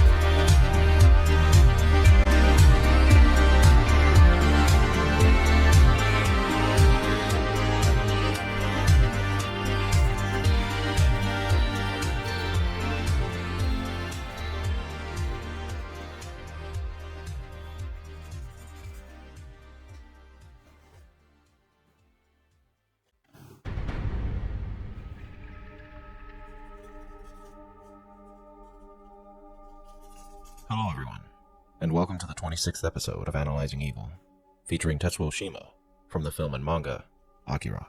AKIRA is one of the most iconic and influential pieces in the manga and anime medium, and has served as an inspiration for countless works of art within the cyberpunk genre and outside of it. No great story would be complete without an equally great antagonist, and Tetsuo, fueled by the power of AKIRA, makes for a brilliant display of what can go wrong when godlike psychokinetic power falls into the wrong hands. Though Tetsuo is without a doubt the driving force behind much of the evil in AKIRA, this analysis wouldn't be complete without mentioning AKIRA himself as well. Both are presented in different ways in the manga than they are in the film, but the overall structure of the story remains the same between the two, albeit with far more detailed plots and characters that are present in the manga that were cut from the film. Due to the greater amount of content in the manga, and the similarities between it and the film, I'll primarily be going through the manga, while noting differences between it and the film when applicable. As far as a backstory for Tetsuo before he obtains his powers, we don't receive too much, and this is generally the same for all of the characters in the story. We do know that Tetsuo was an orphan, and he grew up with Kaneda, but we see this much later in the story, where Tetsuo is having flashbacks during the vision he has after coming in contact with Akira's mind. And towards the end of the story, we get a few panels consisting of Tetsuo's memories that Kaneda is experiencing when he's been absorbed into Tetsuo. Here, it shows that his relationship with Kaneda began after Tetsuo moved into his neighborhood, and we see in these flashbacks that Tetsuo was abandoned by his parents at an age where he would be consciously aware that he was being abandoned. Apart from the few panels in the beginning, and the aforementioned ones we receive towards the end of the story, this is the only window we get into Tetsuo's childhood, and who he was before manifesting his powers, as shortly after he's introduced in the opening volume, he suffers his injury, and the remainder of the story revolves around a post-power Tetsuo. His backstory in the film, while much the same, is talked about quite a bit more in relation to Kaneda, as there are several instances in the film where Kaneda notes the intense bond they formed while growing up at the orphanage together. We get about the same number of flashbacks from the film as well, and they, like in the manga, are near the end of the story, rather than at the beginning. Even with what little information we receive about Tetsuo's backstory, it's still important and impactful. His abandonment, and memory of it, indicates that he's been yearning to be recognized and loved from a young age, and this factored into his envious feelings toward Kaneda as they were growing up, developing love towards someone who cared for him, while also desiring to become a person like Kaneda. Tetsuo, at the time of our story, is still very much affected by the ramifications of his troubled upbringing, and as a result of following Kaneda wherever he goes, he's grown into a teenage troublemaker, and he's developed an inferiority complex from years of living in Kaneda's shadow and envying all the traits Kaneda has that he himself lacks. With all that in mind, it's after Tetsuo returns from the hospital and the events of the story are set in motion, where we really get to see the effects of his negative upbringing and envious relationship with Kaneda coming into play. There's a moment before the accident where we see Tetsuo displaying a playful desire to one-up Kaneda and prove himself, but now after he's injured, he's acting out and displaying more of a reckless side. He nearly kills a rival gang member and lashes out at Kaneda, his supposed best friend, stating that he doesn't take orders from him and stalking away in anger after this incident. I'd like to note here that Kaori, who doesn't appear until much later in the manga, appears quite early in the film as Tetsuo's girlfriend. This relationship develops in a much more disturbing way in the manga, which we'll get to later. But in the film, his relationship with Kaori is more innocent and loving, even though there's a moment where Tetsuo rebuffs her early on in the film. Kaori's role is much smaller in the film, but she still serves as the only other person close to Tetsuo besides Kaneda, and her role as a grounding for Tetsuo's insecurities and emotions humanizes his character in both the manga and the film. After being taken back to the lab, the researchers there discover that his powers are being compounded by the effects of the drug he took the night before, and due to his frequent use of his power, Tetsuo starts suffering from an unbearable headache, of which he can only cure by consuming increasing quantities of drugs. This causes a domino effect, wherein Tetsuo's powers become stronger and stronger as he uses them, and he falls further into a depraved quest for an end to the near-constant pain he's experiencing. This is true enough in the film, where Tetsuo's power is enhanced only by the frequent misuse of it, and his use of drugs to cure his headache is almost absent in the film. Now Tetsuo, being poorly educated and already on a path of criminality even before his powers manifest, is unable to properly handle his immense powers, and subsequently returns to a life of crime, emboldened by his near invincibility in the face of his foes, and with the perfect chance to become the new boss of a world he had languished in as only a shadow. Eventually, he injects a liquefied concoction of who knows how many drugs into his bloodstream in pursuit of curing his headache, and in tandem with the amount of power that surges within him as a result, his hair jolts back as if he was shocked with an electric current. This change in appearance will happen frequently over the course of the story, and is concurrent with the rise in energy within Tetsuo, and the subsequent damage it does to his body. Tetsuo's appearance changes in the film as well, but again, to a lesser extent, and we don't see the radical shifts in his body over time like we do in the manga. Ultimately, Tetsuo at this time in the story is an unruly, uneducated child who still has the attitudes, mannerisms, and thoughts of a boy his age, who's prone to anger and irrational behavior in pursuit of his own selfish desires. His personality boils down to angst, anger, and envy, and he frequently displays a sadistic side when he's dealing with those he's trying to subjugate. After he's accepted the offer of being trained by the government, and he discovers Akira, things only escalate from there. He's initially on board with strengthening his powers through the help of doctors, but when he gains knowledge of Akira and his immense power, Tetsuo makes a beeline for his location, freeing him and setting about events that would bring destruction and disorder to New Tokyo. Akira, though he's a catalyst for many of the terrible things that occur in this story, isn't necessarily evil, as the destruction and chaos he causes is a direct result of the manipulation of others, unlike Tetsuo, who has chosen to carry out the depraved and immoral acts he commits of his own volition. When we find Akira, he has been reduced to a shell of a human being from using such an immense amount of power back in 1992, and after he witnesses the death of Takashi, his power once again implodes, causing the destruction of Neo-Tokyo. Tetsuo, who's inadvertently responsible for this destruction due to releasing Akira, is now using Akira to prop up a new world order he has created in Akira's name. Tetsuo, now with the lives of thousands of people in his hands, and a kingdom of his own, has transformed from a troubled, criminal youth into a sexually deviant and sadistic tyrant, using the guise of charity and salvation to satisfy his desire for power and pleasure. This scenario is entirely absent from the film, and is instead replaced solely by Tetsuo's rampage to find Akira, and the loss of life that occurs as a result of his pursuit of greater power. Akira only appears in person in memories and abstractions, and though he's ultimately responsible for containing Tetsuo's power, his role in Tetsuo's development is greatly diminished. In the manga, this is when Kaori comes into the picture, who initially was conscripted to serve as a sex slave for Tetsuo, but he quickly forms a connection with her, which is only strengthened after he has a series of disturbing and personal hallucinations once he touches Akira's mind. This relationship will come to serve as a sort of grounding and safe haven for Tetsuo's repressed emotional insecurities and his need for companionship outside of the minions he has working under him. It's after these hallucinations that he seeks Lady Miyako out of fear of what he's seen when he touched Akira's mind, and she reveals to him that he can unlock his full potential by abstaining from the drugs he's been taking and accepting his pain. Tetsuo struggles at first, but manages to succeed, and in the process is reborn through a divine experience fueled by Akira's power.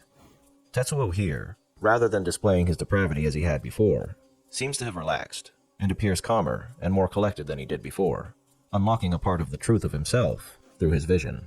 At this point, it almost seems like Tetsuo has renounced his wicked ways, but that quickly changes when he boards the American battleship housing doctors from around the world, and nearly kills all of them using his powers. Tetsuo has seemingly learned nothing from his experience, only coming to grips with the reality of his power, and how he is but a mere influencer of a vast universal force that cannot be controlled. While this knowledge could have turned Tetsuo away from his selfish abuse of his godlike power, this experience only strengthens his resolve to enact his cruel will upon the people of the ruined Neo-Tokyo. He's now attempting to transcend his former self completely, abandoning his use of drugs, and embracing his position as the ruler of his new empire, attempting now to rule through displays of fear rather than acts of charity and salvation. This tactic immediately goes awry, however, as upon his first display of godlike power, when he creates a crater in the moon, he unleashes a massive amount of energy in the process, further accelerating the degeneration of his body. This is more than the weak vessel that is his body can handle, and as Lady Miyako explained, he was already balancing on the edge of control and self-destruction prior to this event. Unfortunately for Tetsuo, his ego, and his insatiable desire to be at the top of the pecking order of a world he has created, backfires astronomically, as he now not only resembles an aged man, but his body has started to reject the mass amounts of energy it holds, and is frequently mutating out of his control. He then carries out an assault on the American fleet, and by the time he returns back to the stadium, his body has undergone such duress that he reverts back into a primal state, a baby-like creature of uncontrollable energy that is only stopped by the timely intervention of Kei. Here, we see Tetsuo's human form has transformed into that of a ghost, slowly regressing to the point where his appearance now almost matches those of the Espers after such heavy abuse of his powers in a short amount of time. Once this battle subsides, Tetsuo mourns for Kaori, the only person he had managed to find some semblance of emotional connection with during his quest for ultimate power. and he takes her with him to visit the site of Akira's imprisonment. It's here that we see for the first time regret coming from Tetsuo. Initially, he's still the stubborn, prideful boy we've seen him as throughout the story, but upon feeling his imminent death, he regresses back to his former self and begs Kaneda to save him from his certain destruction. Similar circumstances occur in the film, but instead of mourning Kaori and returning to Akira's prison, his body instead transforms directly into that baby-like form, consuming Kaori in the process. In the manga, it's here at the prison that we get to see the connection that Tetsuo has formed with Akira, and the effects it's having on both of them. Tetsuo, ignited by the immense energy of Akira, has become nothing short of chaos itself. Akira, who has no will of his own, is reacting to the intense psychic power of Tetsuo, and is fueling the transformation of Tetsuo, and is close to once again unleashing his own power. The third destruction of what remains of Neo-Tokyo, and likely the world, is ultimately saved by the timely intervention of Ryu, who shoots Akira, causing a shock to be sent through his catatonic subconscious, unlocking the personality that had been destroyed by the overuse of his powers when he first laid waste to Tokyo. In both the film and the manga, this ending is much the same, as Akira stops Tetsuo with his powers, ending the both of them and the Espers in the process. At this end, it seems in a way that Tetsuo has been redeemed and forgiven for what he's done, and has been welcomed into an afterlife where he's a friend of the other children who suffered similar fates. But now that we've arrived at the end of Tetsuo, we must ask ourselves, who exactly was Tetsuo Shima? He was a troubled youth who grew up neglected and maligned in a world of post-war hardship, one who lived in the shadow of a friend he simultaneously loved deeply and envied as what he himself wanted to be. A person who was recognized and admired as a leader, and someone who could be looked up to and counted on, like Kaneda. These underlying feelings of inferiority ultimately sparked within Tetsuo the drive to see this desire fulfilled once the means to do so had been given to him tenfold. He subsequently embarks on a drug-fueled, psychokinetic rampage, terrorizing the city of Neo-Tokyo in his attempts to control his pain and further his power.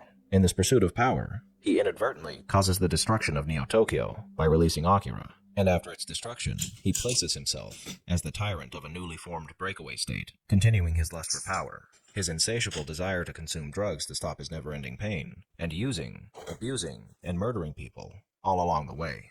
Perhaps he was destined to meet this fate, and to take the path he took, as was seen by Kyoko and Lady Miyako.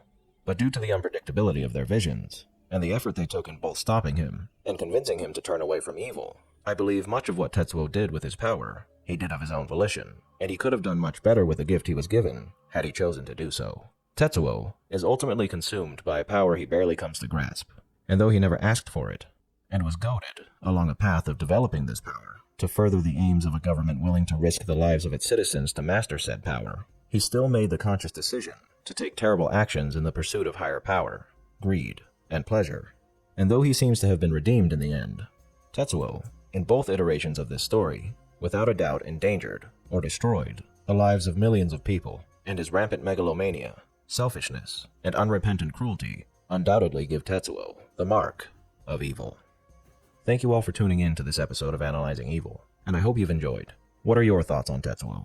Did I miss anything? Let me know down below, and leave a suggestion for a villain you'd like to see featured while you're at it. If you liked this video and want to see more like it appearing in your feed, click the subscribe button to keep up on the latest episodes, and feel free to leave a like while you're at it.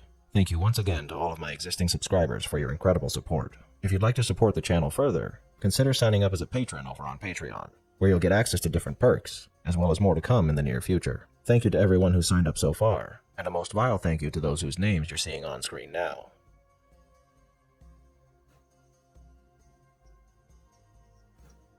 Join the channel's Discord server to interact with myself and others in the community, and follow me on the social media platforms listed in the description for occasional updates on the channel. As always, thanks for watching, and I'll be seeing you soon. Alright, let's get some music going.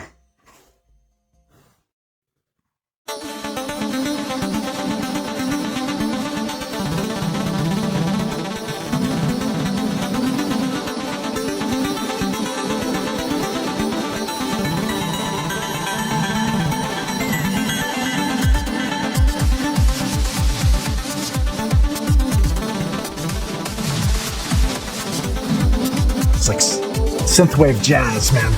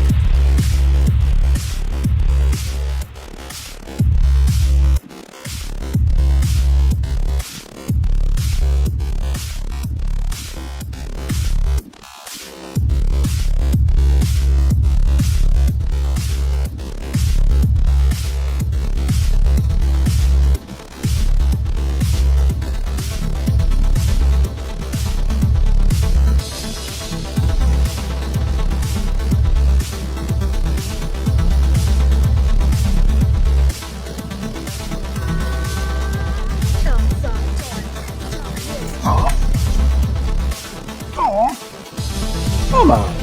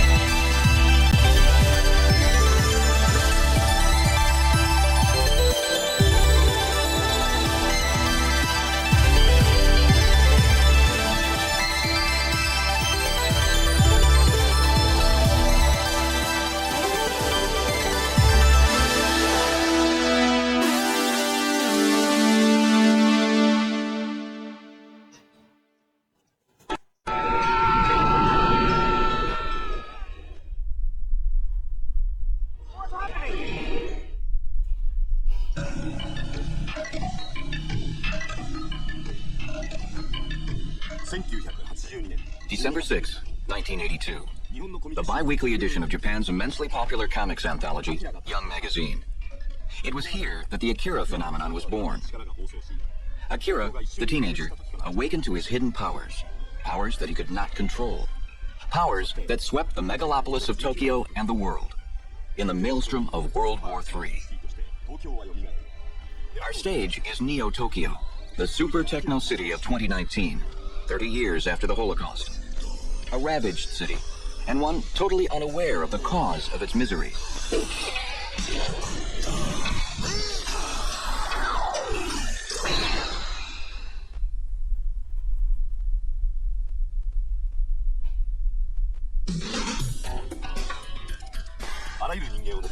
メガロポリス東京。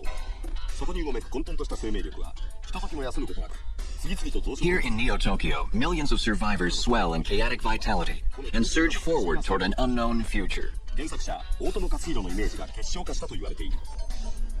このビデオは映画 It was this amazing vitality in the face of anarchy that Otomo sought to explore in this, his greatest work, アプローチを試みた AKIRA. In the next hour, we will interview Otomo and his associates to see how this adaptation was brought to the screen. First, let's get the author's view of the production.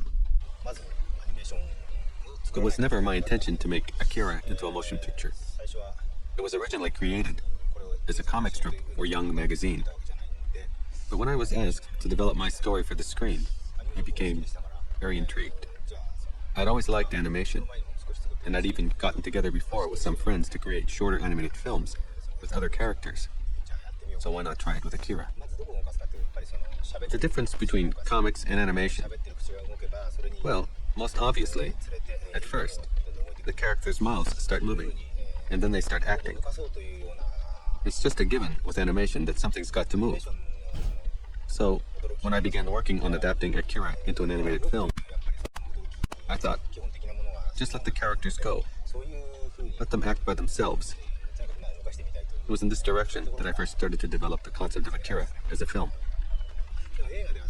About Neo-Tokyo, it is extremely difficult to express the depth of such a vast city. As I originally developed the comic, I used each issue to build more depth and size to this mammoth city. I kept trying to achieve this by creating a variety of situations to stage the graphic storytelling. But with film, you get to combine all this into one. And I think it is much more convincing on film than in a serialized comic strip. You see, a comic is just a picture. Yet, with animation, you get to add color, sound, and motion. In this way, I felt that I could really create the type of environment that I wanted to depict as Neo-Tokyo. As for the heroes, well, there is no one hero in Akira. In actuality, there were several central characters. Kaneda, Kei, Tetsuo, the Colonel. They could all be called the heroes of this motion picture. It was never my intention to build this story around one central character. Rather, I attempted to show many different perspectives on life and personality in the vast megalopolis of Neo-Tokyo, circa 2019. The movie Akira is about the city Neo-Tokyo and the people who live there. Now, let's take a closer look at some of these people. Data File 1. Shotaro Kaneda, age 16. An outsider who is far from obedient and cooperative. He is known to act before thinking things out. The organizer and leader of a bike gang, he is perceived by his fellow students as more than a little egotistical. Data File 2. Tetsuo Shima, age 15. The youngest member of Kaneda's gang. Known to have an inferiority complex because he is thought to be weak and immature. He is thought to be extremely introverted.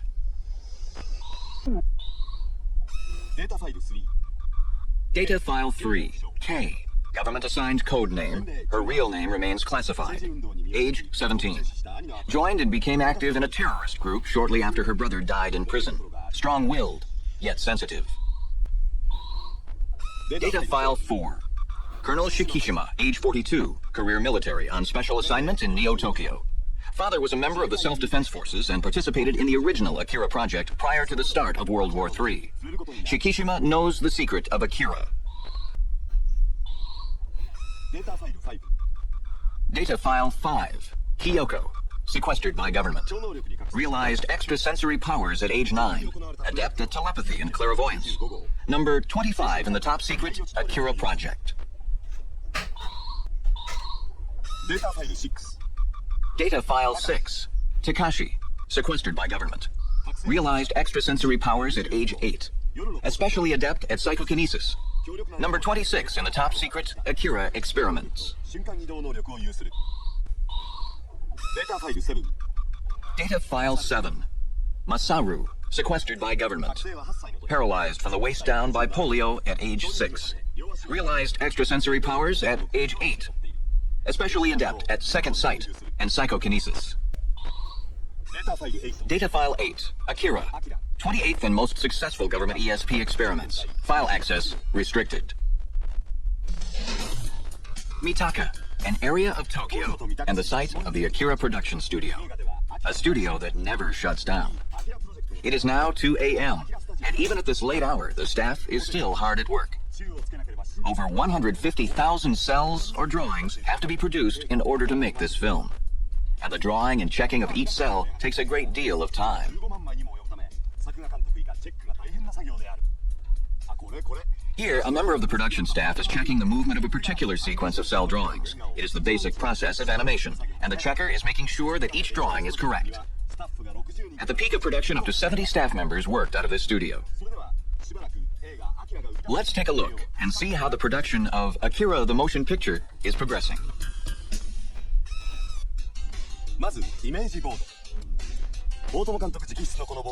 Otomo's drawings are displayed throughout the studio so that his concepts for the film can be shared by all.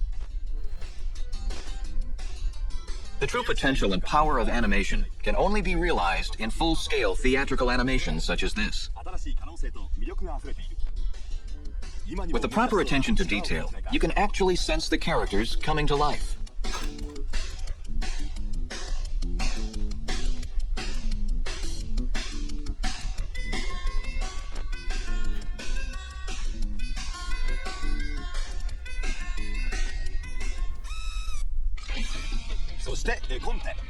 The sheer volume of drawings is overwhelming.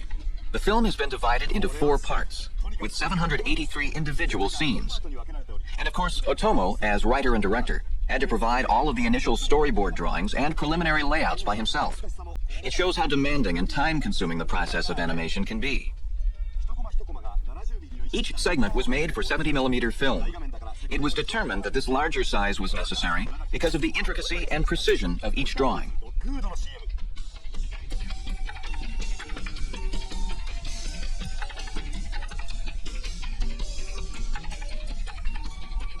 Let's follow the storyboard of the sequence in which Kaneda has to bring his bike to a screeching halt to avoid being injured by an explosion.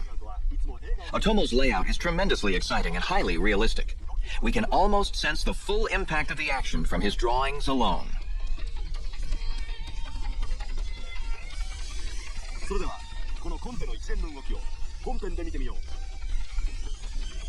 Now, let's see how the scene turned out.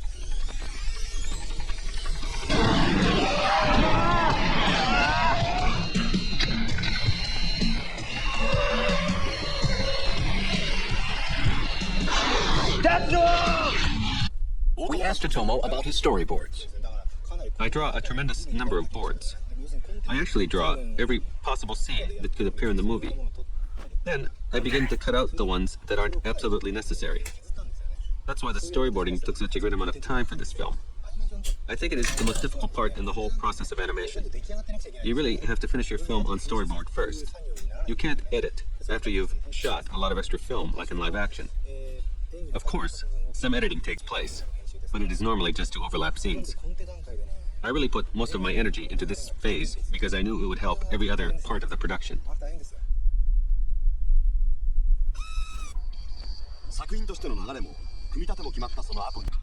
This is the local hangout called Harukiya.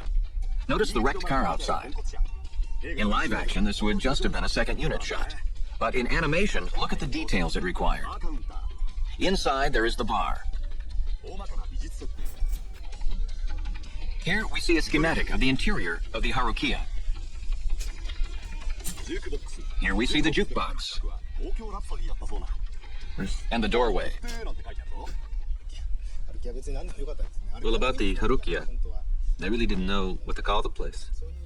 The actual name is irrelevant, and it could have been a dress shop, a noodle shop, anywhere that gave the feeling of a neighborhood hangout. That's all I wanted to accomplish with this particular setting, and I also wanted a name that sounded familiar. It seems to me that film is just a series of connected edits. It would be great if you could see the whole thing from the start, and to be able to feel the speed of the action and the overall feeling. In other words, if a film were just one big scene, but that is not the way one makes film. Realistically, The film is a series of divided scenes and actions. Then you create a montage, and the result is the final film. That is why I took such great care to construct each scene in this process. Every scene creates its own world. Well, I guess some things never change. And as for the teachers, not that much different, huh? In the film, Otomo introduces us to several interesting female characters, such as Kei.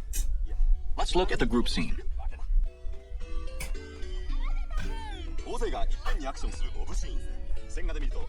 When you look at them in line drawing, you can see each individual movement, but these go almost unnoticed in the movie. But the overall effect is what Otomo was looking for. Many have accused Otomo of presenting his female characters in a less than flattering light. Why is that? So, you think these girls I draw aren't cute? I'm often asked why I always draw such strange-looking girls. Well, it's hard to say, because there is no real reason. It's just that most comics emphasize super cute girls. Actually, it's easy to draw good-looking girls. Anyone can do that. Okay, I'll draw some cute ones too, if that's the only way I can make a living. Why don't we take a look at Kaori? She's kind of cute, don't you think? She plays Tetsuo's love interest.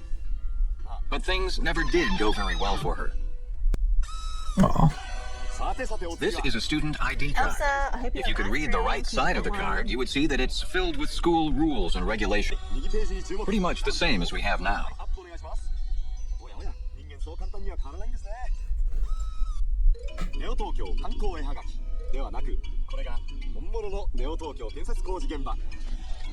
This is the construction site that figures so prominently in the story. Each of these dots represents a lighted office window at night. Here they are painting the windows in the building, each one carefully done, as was the lettering.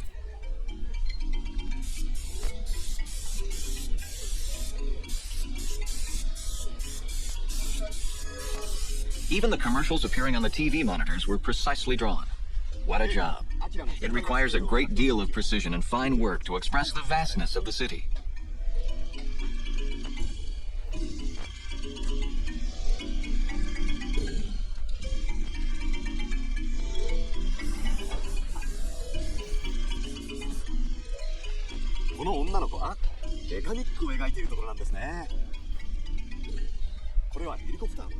She is working on the mechanics.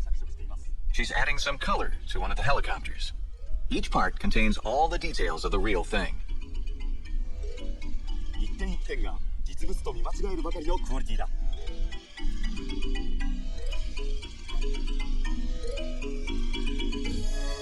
Let's talk to the art director. The most difficult part of this project was to show the vastness and the complexity of the construction zone. Now, in order to show how large the city is, we have to draw thousands of individual buildings and other structures. And then, to show depth, we must use perspective. For instance, we begin with 3mm windows. The one behind would have windows only a 0.5 millimeter, and the one behind that could be represented only by a dot, perhaps a line. It requires very precise drawing. Now, we had a lot of night scenes, and one usually uses the blue tones to create that effect. But I tried to use an unorthodox color scheme stressing reds and greens. It's an experiment that I always wanted to try, and Otomo approved. Okay. And that is why I was so very happy to be involved in such a progressive project with an innovative artist like Otomo at the helm.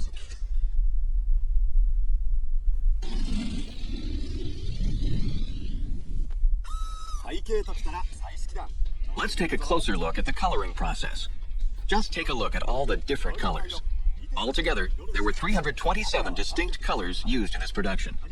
It was quite a challenge, especially in animation, but it was necessary to create the effect of a real city.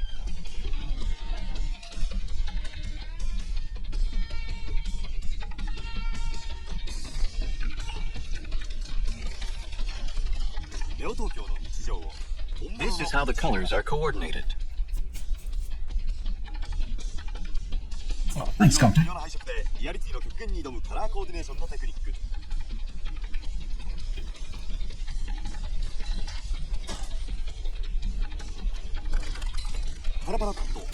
Take a look at the finished product. Doesn't it look real? Let's hear more about this from the color coordinator, Miss Yamana. Well, it's quite a bit different from anything I've done before. The film takes place mainly at night. If you look at the color chart, you will see the tremendous variety of dark tones. Many colors you wouldn't see in any other animation. There is such subtlety in the various tones that you wouldn't notice them on a television screen. But in the theater, the large variety of colors really makes a difference. It helps to create the night scenes, but it was quite difficult.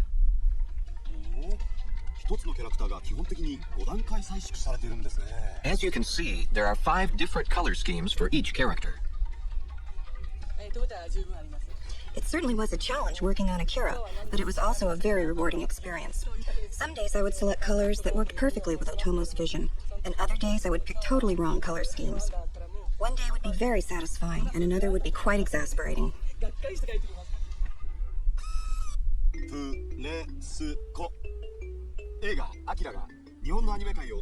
The dialogue for this film was pre-recorded. This was quite revolutionary, especially in Japan. Usually the voices are added after the animation is done.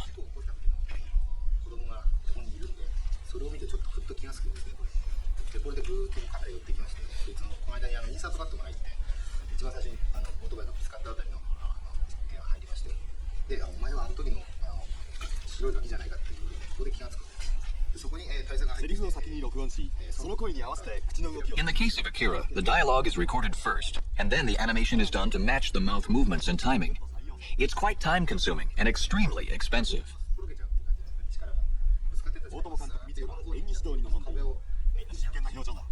Otomo himself is directing the voice actors. They look quite serious, don't they? After the line is laid down or recorded, the animation is done to match the lip synchronization.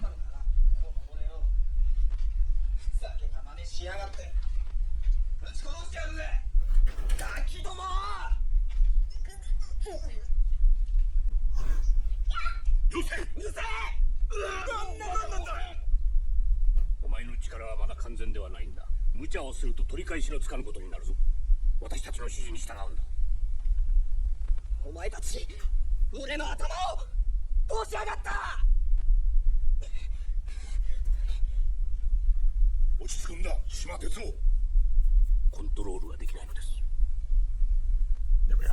Perfect. There's a lot of yelling in this film. Kaneda, なんでこんなところに? Tetsuo, 大丈夫か? 助けに来たぞ。早くしろよ、バカ。急がないと外の奴らが。金田君。お前もそこにいたっけな。いいんだよ、金田。俺はもうお前に助けてもらわなくてもいいんだよ。これからは俺がお前を助けてやる。そん時はいいな、金ちゃんよ。There are certain shapes for each of the vowels. Fortunately, Japanese use just 5 vowels. A, I, O, E, O. The same as in Spanish. This is how it works. Oh.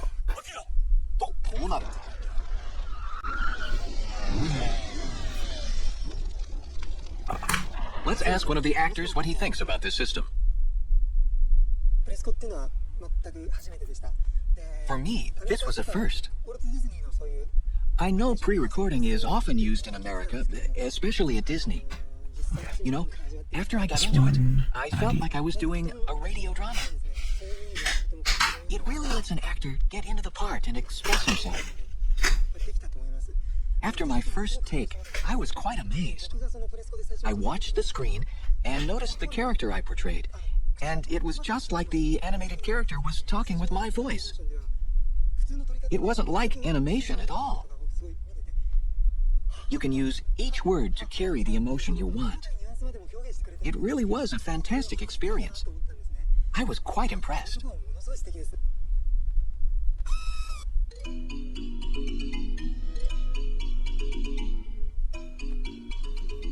This is the Quick Action Recorder. The QAR is the secret weapon in the pre-recording process. This machine is used to check the voice and mouth movement of the animated character. The computer indicates whether or not the dialogue is in sync with the picture. Here is Mr. Murata. Usually, the animator has to check the lip sync by himself. It doesn't always come out right. Now, when you use this computer, you can check everything before you go to the expense of developing the film. This means that we can retouch or adjust the timing during the pre-recording sequence. It really improves the end result quite a bit. It is really a significant advance, and we couldn't have done it without this new equipment. When you compared this to normal voiceover recording, you can really see the difference. We also were able to mimic the actors' movements as they spoke, making the animation quite realistic. It's been a long time since we've been able to achieve this kind of accuracy in recording and sync.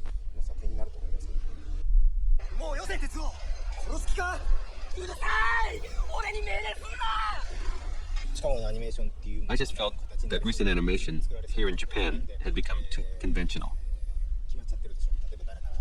I also felt that voices are so important in establishing the character of a film. You can realize the effect of an entire film just by listening to the dialogue. Still, I wanted more than that. At first, I began by interviewing many 15 and 16-year-olds for various parts in the film. But they all sounded the same to me. I should have tried harder in this initial phase. Eventually, I ended up using a lot of new and unknown voice talents. In this film, as you know, we used the pre-recording system. I did this because I expected the voice actors to create their own character personalities. I thought this approach would be better than me telling each actor exactly how I wanted them to speak. Well, I think Mr. Otomo is really a genius.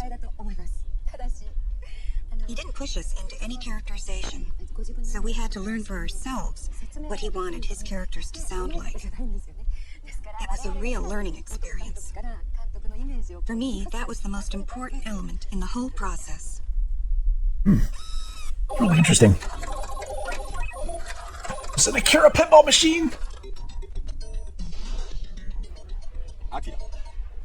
AKIRA was created by Otomo, and it became an entity unto itself. As the film developed, so did this new entity. It wasn't just the author's sole vision.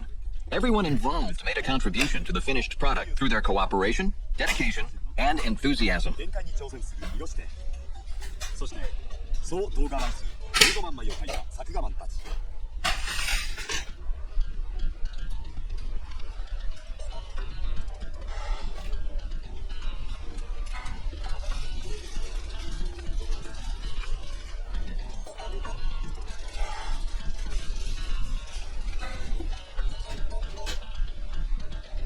It was the actors faced with a new recording technique. It was the artists given a rich and expanded palette of colors with which to create over 150,000 separate images.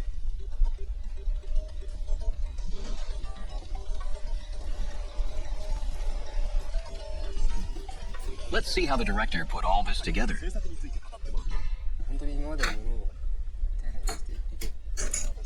Of course, the ideal situation would be to produce the film in sequence, to be able to draw each scene and then put it together with the next scene exactly as the producer desired.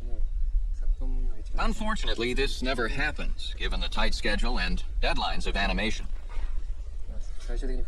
Now, for AKIRA, we're using 4 different chief sequence directors to complete the project. And I won't know how it'll actually turn out until we are finished. Nevertheless, I was really moved by the sophistication of Mr. Otomo's work, and I'm committed to doing my best to get it right.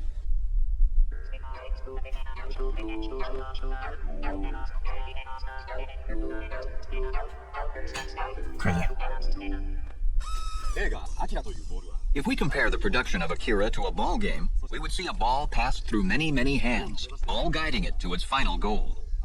And one of the hands it has passed through is Marvel Comics. Marvel was impressed enough with the story of Akira that they translated the comic series into English and released it as one of their graphic novel series. My first impression was that the artwork was so wonderful. Mr. Otomo's story seemed to fit what I thought were the tastes of the American audience. He was dealing with a science fiction theme, which American audiences like, but he was also dealing with beings with paranormal powers, which is a very popular theme in American comics and in American science fiction. 出来上がったセル画と背景、一枚一枚を撮影し、 Here is where the cells are photographed. 朝日プロダクションで行われている。 It is Asahi Productions in Tokyo. The highest photographic techniques were used in transferring the drawings to film.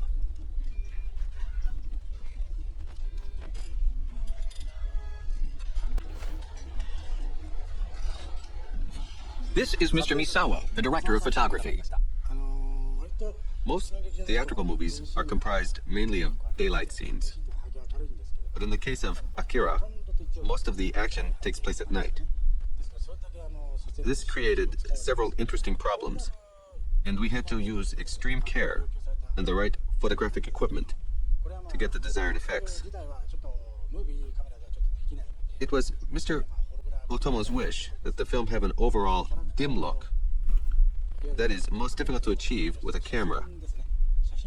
So I got around it by overlapping the drawings against each other as well as against the background.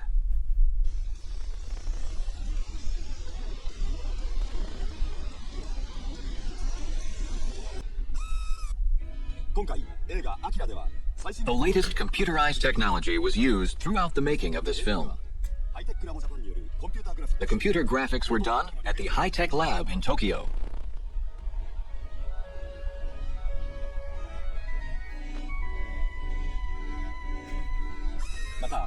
For sound effects, the Synclavier audio system was used for the first time in Japanese animation. It produces a really remarkable audio experience. It literally places the audience right in the middle of the world of Akira. The combination of animation and Synclavier recording gives almost limitless possibilities.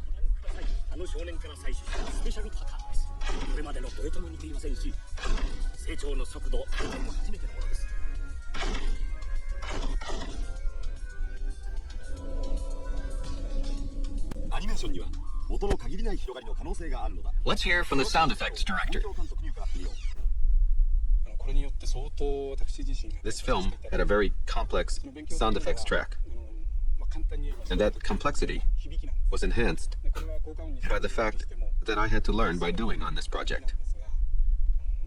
It was quite a bit different from anything else I've tried in the past, because literally anything and everything was used to create our library of sounds. Technically, we were able to achieve great success with this important aspect of the film. I feel it was the combination of so many different sounds that created the feeling of harmony I think you will sense in this film. In fact, there was harmony throughout the entire production of Akira. Everyone worked very well together, and I am sure you will enjoy the end result.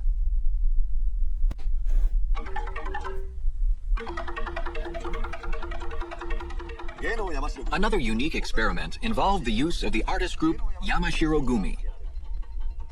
It is their belief that the finest instrument in all of music is the human voice. It was their chorus that gives the film Akira its special presence.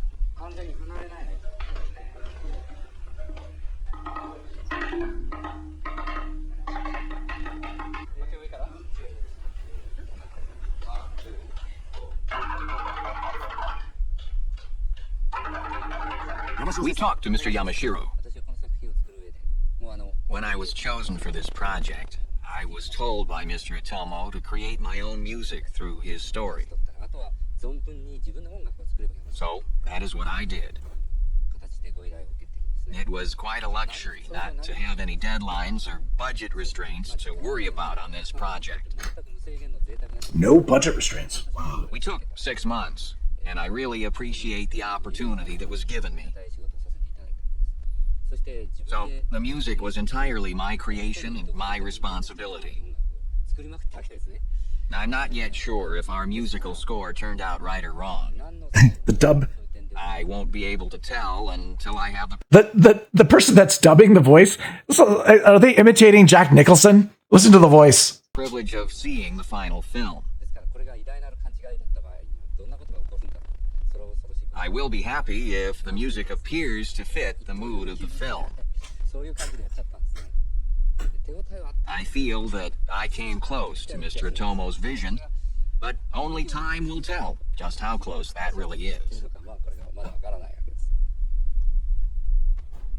Finally, let's hear from the author once again.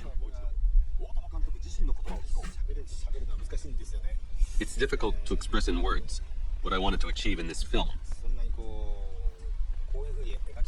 You could interpret a film based on its theme or on its technique. Certainly, this film can be judged on those terms. But I can't say this is a movie about friendship or parapsychology because it's just not that simple. For example, I can't simply tell you this is a story about the friendship between Kaneda and Tetsuo. It would not be an accurate description of the film. I think I put many different dimensions into each character, and the film, therefore, can have several meanings. I also wanted to use the film to experiment with many new techniques, such as the number of colors and the use of orange for night scenes. These, as well as many other technical innovations, were the hallmarks of this production. I wanted the film version of Akira to exist on many different levels. I hope that the audience can get a feeling for what we achieved, and that they will be excited by it.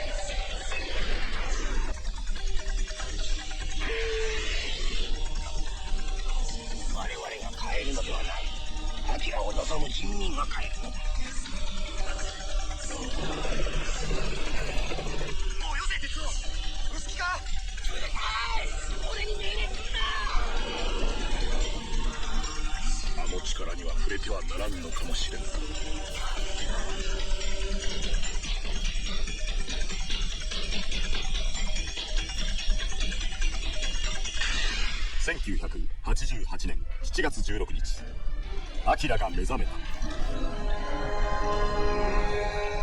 Aw. I'm glad you're digging it. Thank you.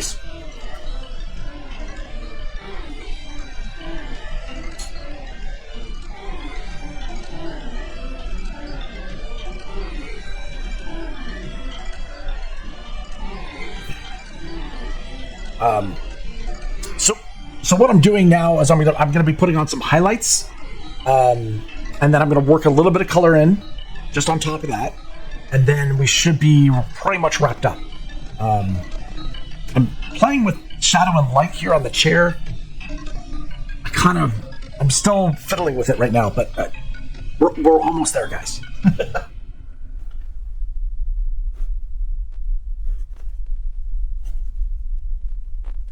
Neo Tokyo is about to explode. Well, this is the original trailer, or the US trailer, the English dub.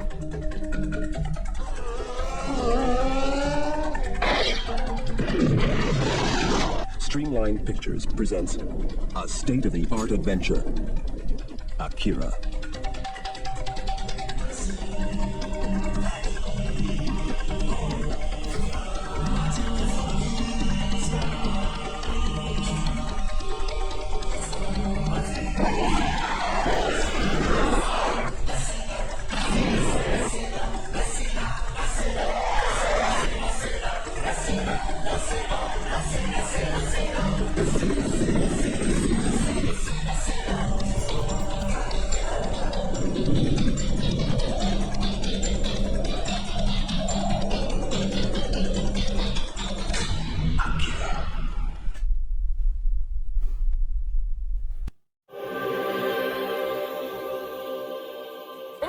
どうする？やっとモーターのコイルが温まってきたところだぜ。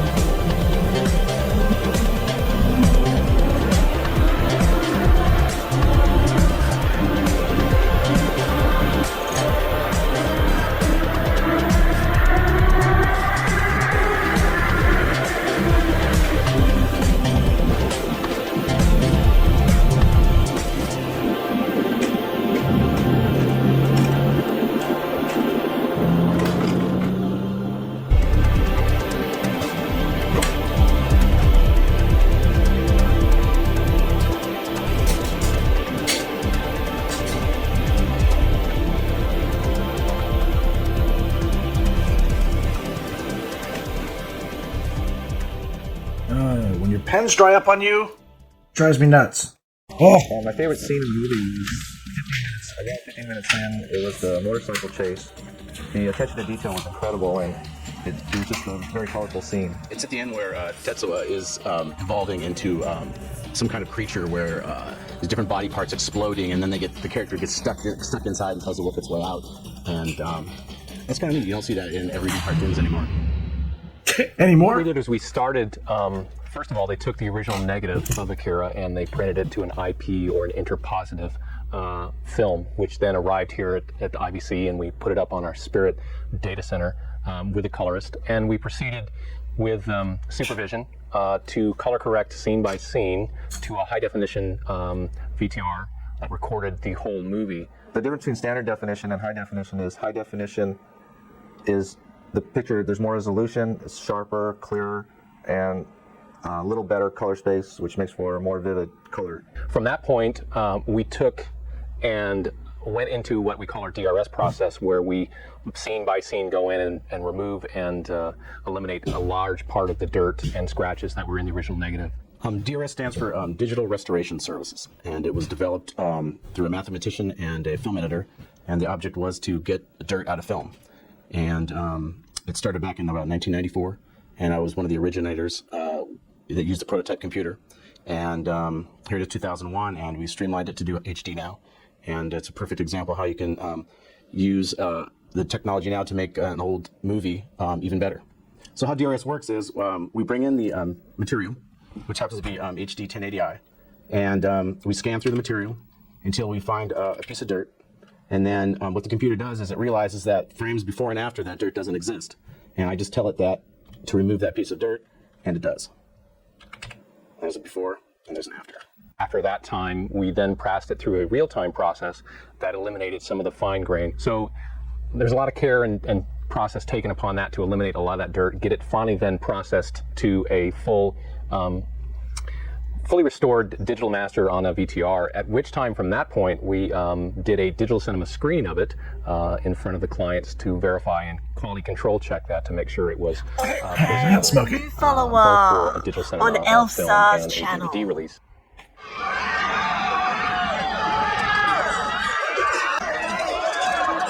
We really try to specialize in restoring film soundtracks, to bring them up to date and take advantage of modern technology to make them really more exciting with today's formats, digital television, DVD, film, multi-channel soundtracks.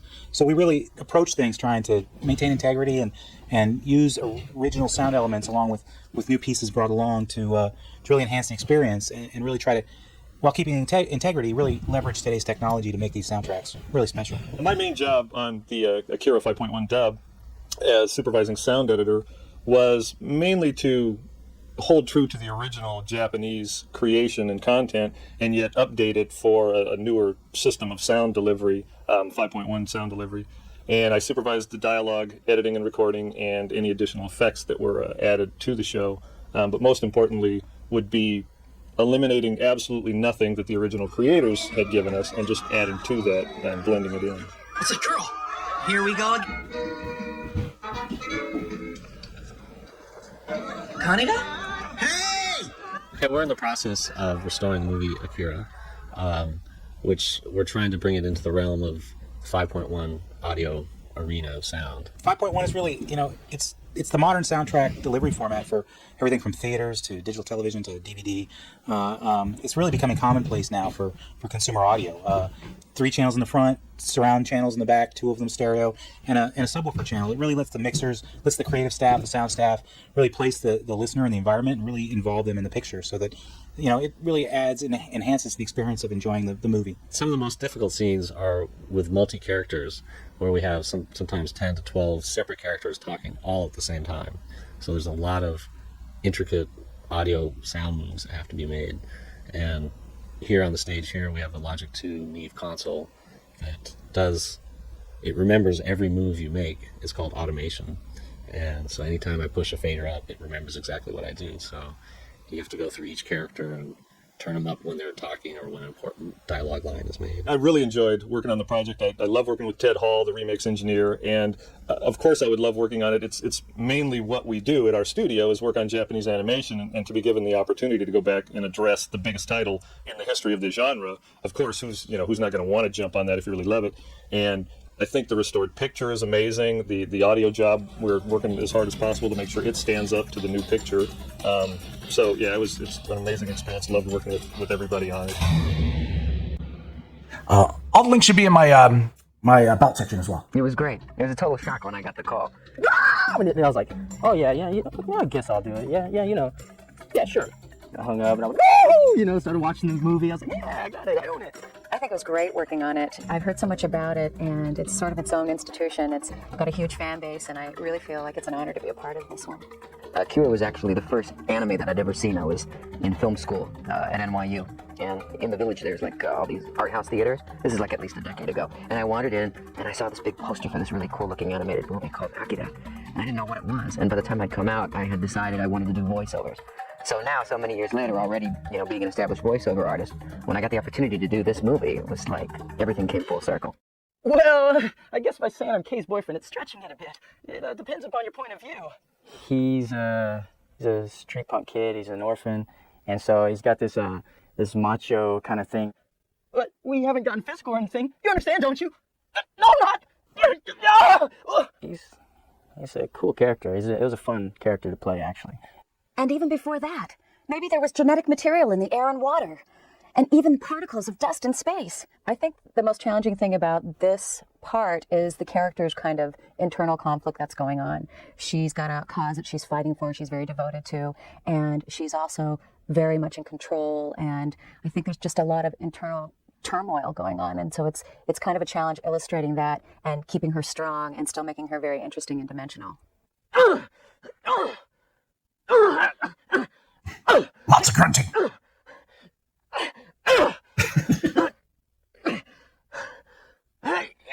He's very emotionally nuts. I mean, he goes really far in terms of being frightened or in pain to the point of insanity, and I didn't want it to sound charactery. I want him more than dead! I'll split his freaking head open! I wanted it to have that feeling of real people in extraordinary circumstances, and that this is actually happening to them, no matter how unbelievable the circumstance may be. The pain is real, the insanity is real, the fear is real, and I hope I put that across. Yeah, this movie drove everybody insane, and I'm worried about the director. He came in the cape, and it was pretty scary. I thought this movie was really cool. I've got to work on a lot of different movies, and this was the biggest scale one. I mean, out of all the Japanese animation, that was the one thing that really impressed me with this movie was just there's so many people. I mean, we had so many different wall of groups in, and it was pretty impressive.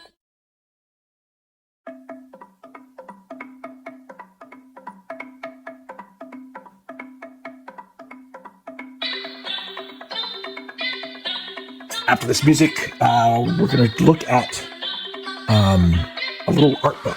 I think is what we're going to look at.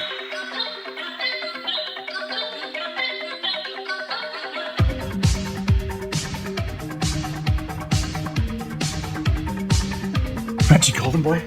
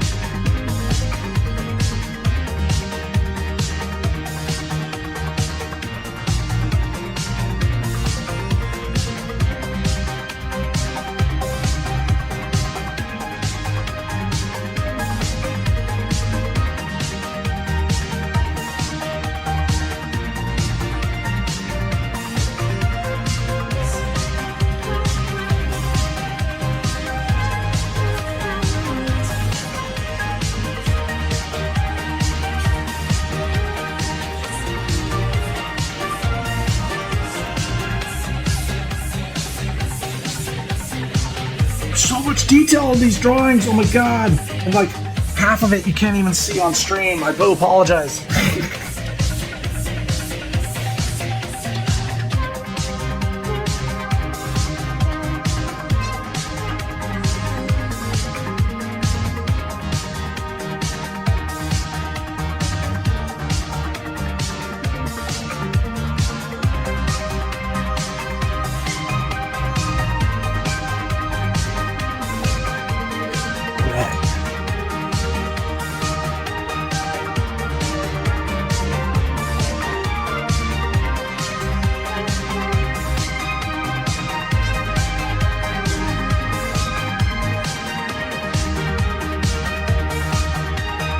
Stephanie.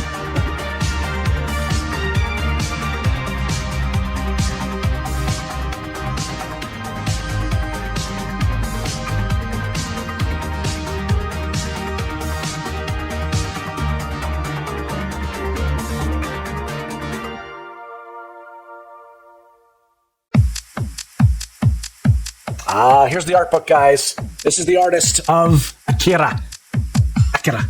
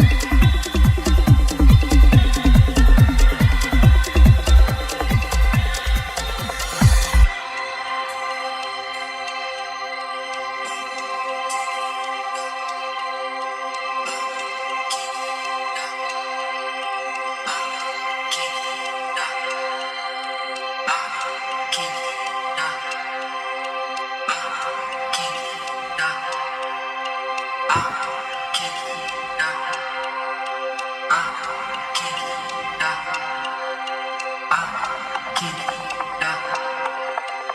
wrong, Tetsuo? Are you in pain? Huh?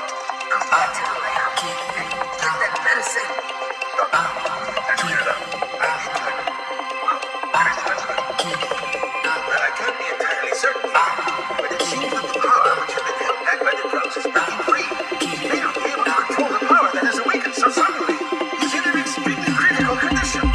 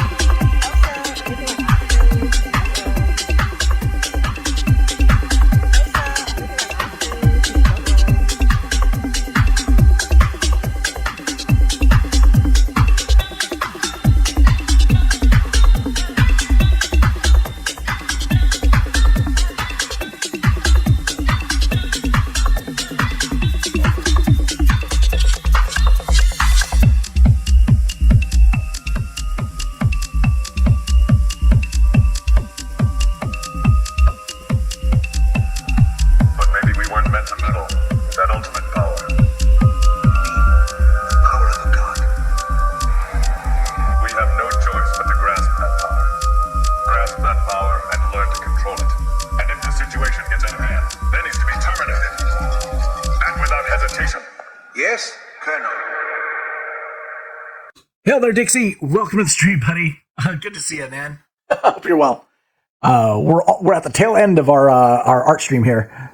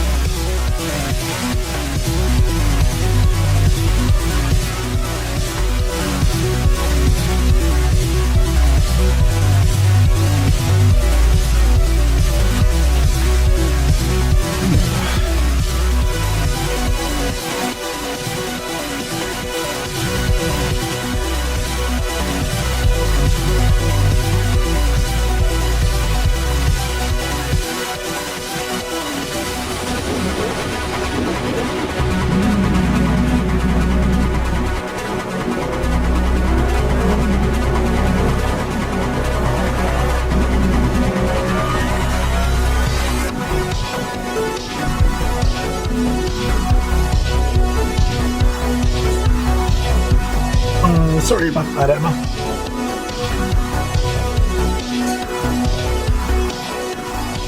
I know it's a different time zone there.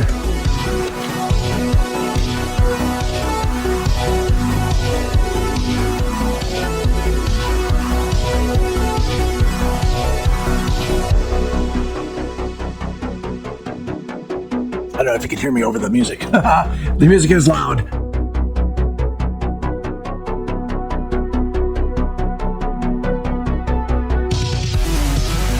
We hope you feel better, Emma. Much love. I appreciate it. Yeah, we're just at the tail end here. We're I think it's a song, and then we're gonna be jumping into our giveaway.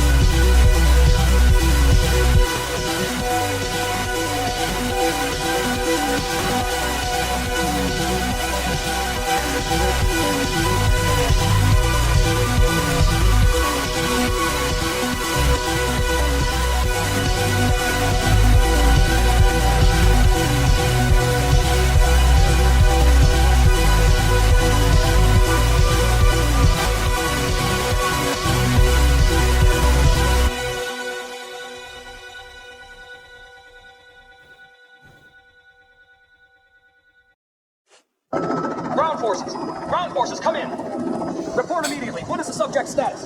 Do you read? Line to the doctor. We have confirmation of his recent movements and are in pursuit. His present position is, coordinates 99871 by 4332. That's about 2 kilometers south of the Olympic construction site in the old city. One.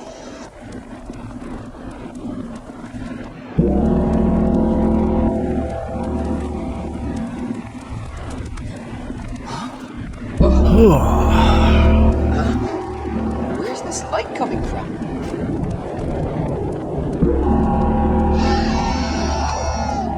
Are you guys ready for a giveaway? Hard to tell. Too close to the impact point. The monitors are getting too much electric. Second volley now. There's one. I forgot. There's one more thing I wanted to do. Sorry. 1 second. Forgot I wanted to do a little bit of flesh tone in there. You know, yeah, you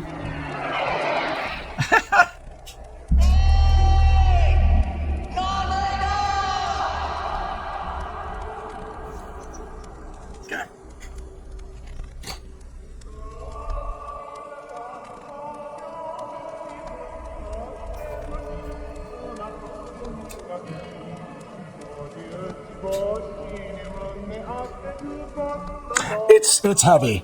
It's heavy. It's a heavy subject matter. It's like the first volume and the 6th volume of the manga sandwiched together. But when that power is awakened inside, it is important to wisely choose how to use it. It's a big subject. It's You might not know it, let alone 2,000 pages. Your friend has already made his choice. Yeah. They don't make animation like this anymore. It costs too much money. Wow, guys. I believe that is the end of my edited footage that I put together for you. That means we're going to be getting into a giveaway here. That's right. I do the crazy thing, which is I draw on stream and then I just give it away. The way it works, essentially, if you've never seen one of my streams before, is the requirements are you need to be 18 years or older or get your parents' permission to enter the giveaway. Please don't enter the giveaway unless you intend on claiming the drawing. You get a free entry if you're here in chat. I give you a word. You put the word in chat. That is your entry ticket on the wheel. Why you see names on the wheel right now is because these are either subs or patrons of the channel. They get extra perks, especially as a patron. The levels of tiers that you are in patron means you get more and more chances to win. So my patrons will win more often than others. However, it only takes one name to win, so you can be here in chat, get a free entry, and win the whole shebang. The way we do it now is I'm going to get you guys to put a word in chat, power. If you put power in chat, that is your entry key to getting a free entry to win the artwork. I will always have a digital copy available through my Patreon. All right, 41 times we're going to shuffle this deck, guys. 41 times the deck has been shuffled. Yes, it's time for a giveaway, guys. Let's get this going, shall we? Much love to all you. There can only be one winner. Let's find out who is manifesting the powers.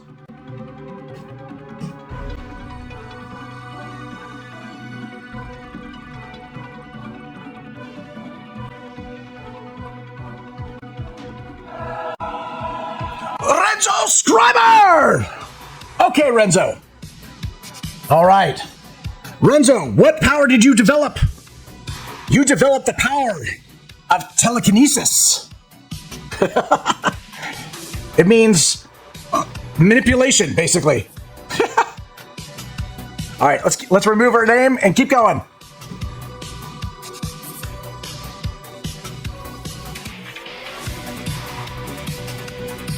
Oh, code word havoc. All right, code word. We're gonna. What do we got for code word here? We got bubble telekinesis. It's where the user can move, manipulate, or otherwise interact with a matter using bubbles. Typically through the use of bubbles to encapsulate or grasp their target in order to control it.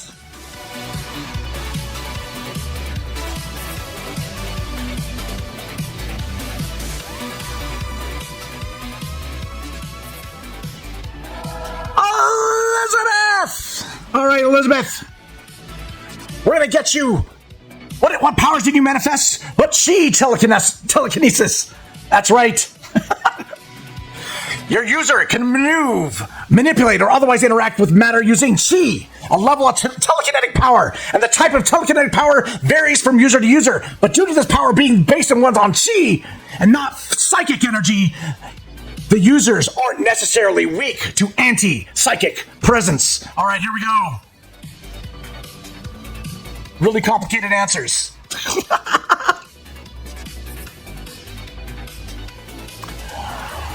Comtech has manifested powers. He has manifested the power of data telekinesis.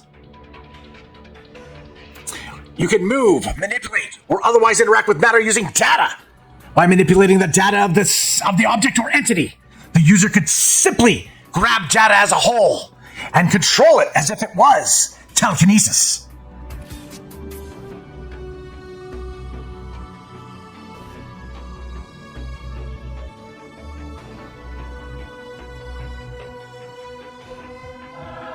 We got 2 bananas in the house. All right, 2 bananas. We've got dimensional telekinesis for you. It's basically you're able to move matter energy by controlling this dimension and occupying it in a telekinetic fashion.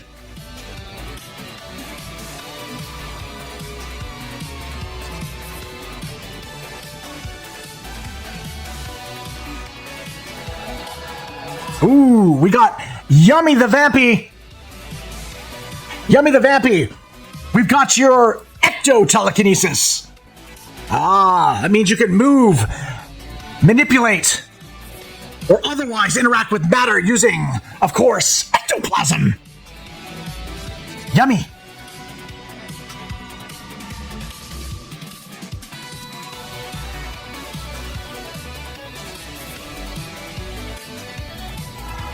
Oh, GM Dixie. What do we got for you, my friend? All right. I've got a special kind of telekinesis for you, friend. You're going to get esoteric telekinesis. That's right. You can move, manipulate, or otherwise interact using esoteric powers.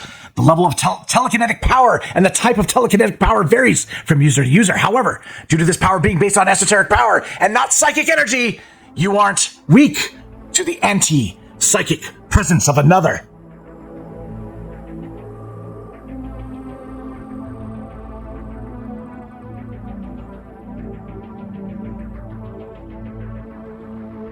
Maybe Q Chris. All right. We're going to get maybe Q Chris some gas telekinesis. That's right. You use matter or move it using gas. He eats a lot of beans.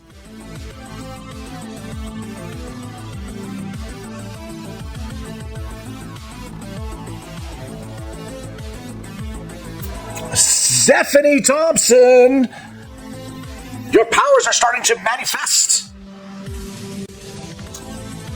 All right. We're going to give StephanieThompson some hydro telekinesis. You guys can guess where this is going. That means she can move things. She's a water bender, guys. That's right. She's able to use water. This even includes the ability to use water as a medium to enable flight. That's right. She can fly, guys.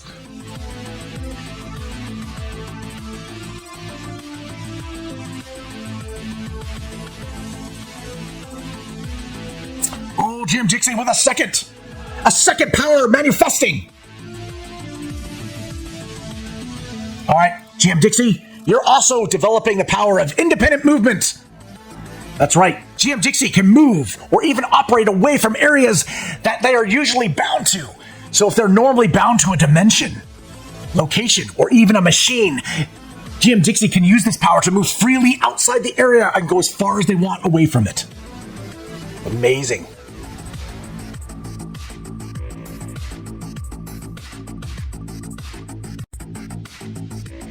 Oh, code word, no! No! Oh my god, I think that's Codeword's last entry. I'm so sorry, Codeword. All right, Codeword. We're gonna give Codeword levitation, right? You guys know what levitation is, right? That means she can use it on herself, subjects, or even objects to hover or float in the air unassisted, allowing Codeword to seamlessly float into the air and prevent her body from making contact with the ground below.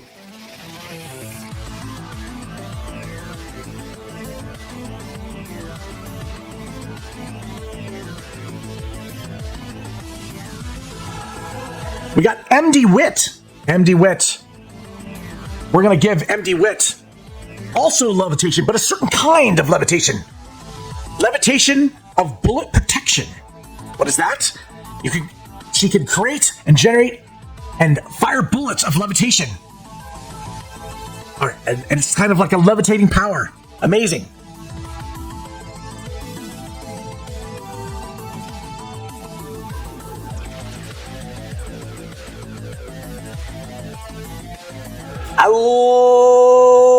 Elizabeth, we're going to give you something called magnitude manipulation. What is it, you ask? Elizabeth can manipulate the magnitude of matter, objects, and forces.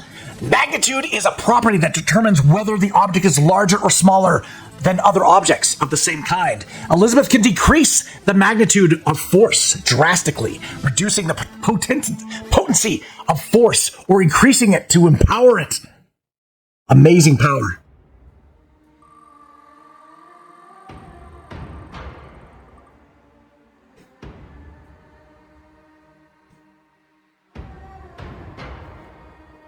Wait. Where's my wheel? Where'd my wheel go? Oh my god. Sorry about that, guys. Ace Hardcore! Ace Hardcore, what are we doing for you, my friend? We're gonna give Ace Hardcore Neon Telekinesis. What is Neon Telekinesis, you ask? Well, it's moving or manipulating or otherwise interacting with matter using the element of neon in all its forms. Just keep them away from Las Vegas, guys.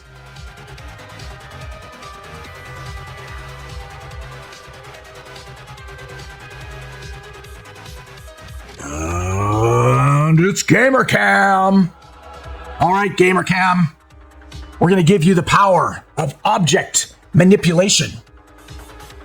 GamerCam can create a shape and manipulate any sort of inanimate object, primarily in the form of products or finished goods. Physical objects that have been manufactured from either natural or organic or artificial or inorganic materials, including anything from nanotechnology to tools, weapons, vehicles, and even architecture.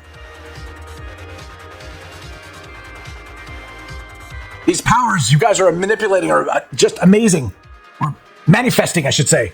Uh-oh, MD Wit is back. All right, MD Wit is going to be getting herself the new power of photo telekinesis. What is photo telekinesis? It's basically using light or protons as a way to manipulate, interact, or move objects.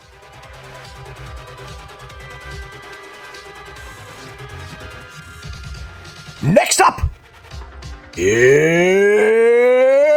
time! All right, it's time. What we're going to get you is I'm going to get you a power of footwear removal. That means its time is able to remove the footwear of oneself or others. It's not the best power, but, you know, we can't all be super powerful, can we?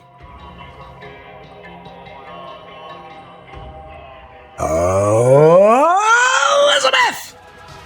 All right, Elizabeth. We're going to get Elizabeth manifesting the power of an orbital field. That means Elizabeth can create or cause an object or energy to orbit and surround them. They can use this as a shield or to attack. It's almost like you become a planet.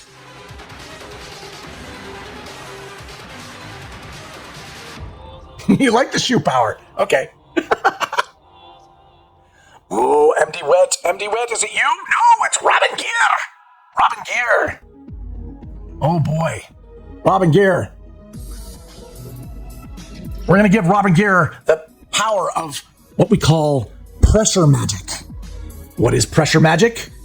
Robin Gear is able to perform a form of magic that allows them to utilize pressure, either magically manipulating them or using them to cast spells. And that is the extent of their power. Next up, we have the one, the only, the one who's now in bed, Eric Walker. All right, Eric Walker, what kind of power are we going to give him? We're going to give him the power of psionic invisibility. Invisibility. That's what we're going to do. Psionic invisibility. Yes. That means Eric can make themselves or others invisible using psychokinesis, manipulating light or protons around the subject or others. It will also make anybody invisible from radio waves, ultraviolet rays, and other forms of electromagnetic radiation, because they are all ultimately carried by protons. Excuse me, photons. Not protons. What is this, Ghostbusters? Like Sue Storm, that's right. The Invisible Woman. And the irony of being the most beautiful woman that turns invisible. Comtech is back! What are we going to give Comtech, guys? We got to give him something good. We'll give him Magno Telekinesis. Magno Telekinesis. You know, is he a fan of X-Men? I don't know. We'll find out. That means he can move, manipulate, or otherwise interact with matter using magnetism. That's right.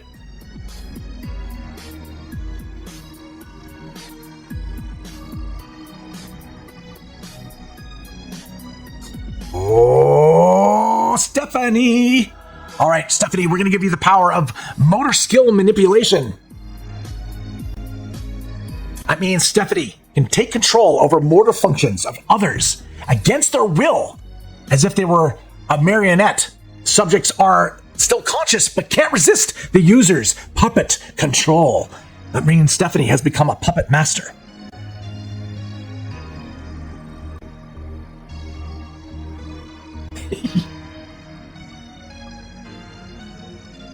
It's about me, people. Is it about her? All right. It's about me, people. We're going to give you something called organic telekinesis. That means she can move, manipulate, or otherwise interact with magic using organic essence or matter. But her power is manifested and it doesn't matter anymore. She's gone. Let's go. Next up, who is then going to be the next one on the chopping block? Oh my gosh, GM Dixie. Oh my god, that might be the last one for GM. It is not. GM has one more. GM Dixie. We're going to give you... I'm going to give... You know what? We're going to do a straight up power move. GM Dixie is going to get Psychokinetic Blast. For those that don't know what a psychokinetic blast is, that means GM Dixie can release a blast of telekinetic force over a specific target area, causing great damage and or delivering great shockwaves of pure telekinetic power. Oof. Dangerous. Psychosomatic Attic Insane. Oh, Cammy 101. Cammy 101. All right, Cammy. We're going to give Cammy quantum telekinesis. Ooh, sounds interesting.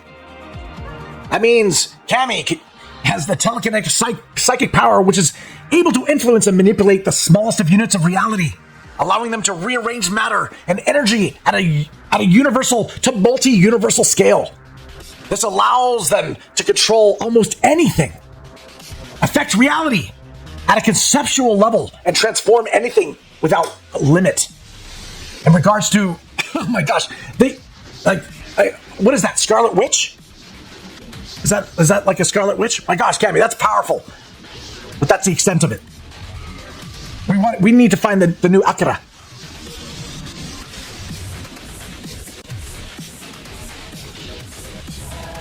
StephanieThompson. Oh my gosh. StephanieThompson. We're going to get Stephanie the power of angelic telekinesis. I mean, she can move, manipulate, or otherwise interact with matter using angelic energy or power. It's a mix of science and gods.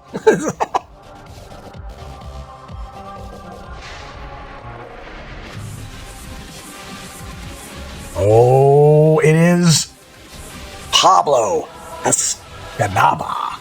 All right, Pablo. We're going to give him the power of sono telekinesis. That means he can move, manipulate, or otherwise interact with matter using sound. All right, what's next? We've got 20 entries still on the wheel here. Taibukat. All right, Taibukat. We're gonna give you, I don't know. Let's give him vapor telekinesis. That means he can manipulate or otherwise move objects or interact with matter using vapor. He goes poof a lot. Bye-bye, boo-boo-boo cat. All right, next up. There's a lot of telekinesis, guys. It's a lot of Okay, Elizabeth is back. What power are you manifesting now? We're going to get her something called weightlessness inducement. That means that she has the ability and power to make objects and or other people weightless, causing them to float. So it's almost like levitation, but it's not. It's making them as light as a feather, and then the wind blows them away. Yeah. All right, here we go.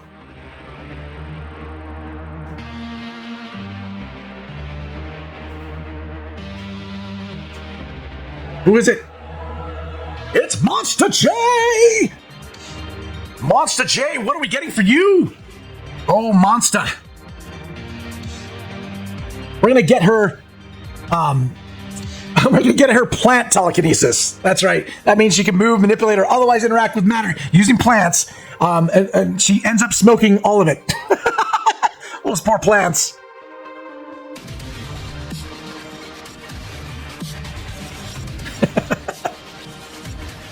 Oh, Stephanie's back on the scale. Oh my. All right, Stephanie. We're going to get her something called telekinetic taste. That means Stephanie can enhance their sense of taste with a psionic energy or focus, tasting anything they can come across. Know the exact details of the scent and visualize what's happening in each taste sense. They can block out the taste to focus on a specific scent, allowing them to put things together by taste as a sensation. Stephanie, are you a foodie? It's an amazing skill. You should become a chef.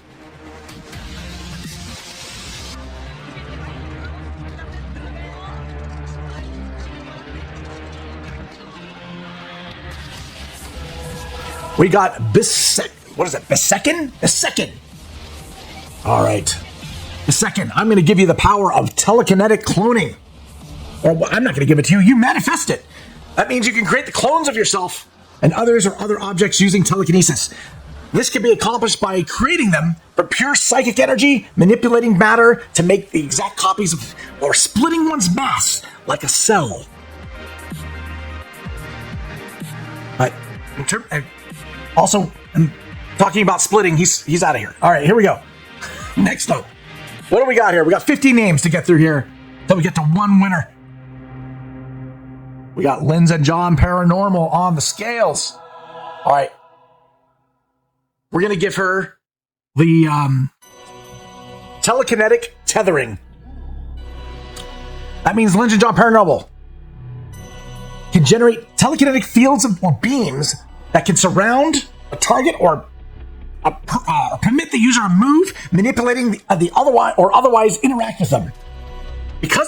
Because Linz is generating constructs to interact with the subject and not the object itself, users are confined to lesser or limited telekinesis or telekinetic aura applications. It's super complicated.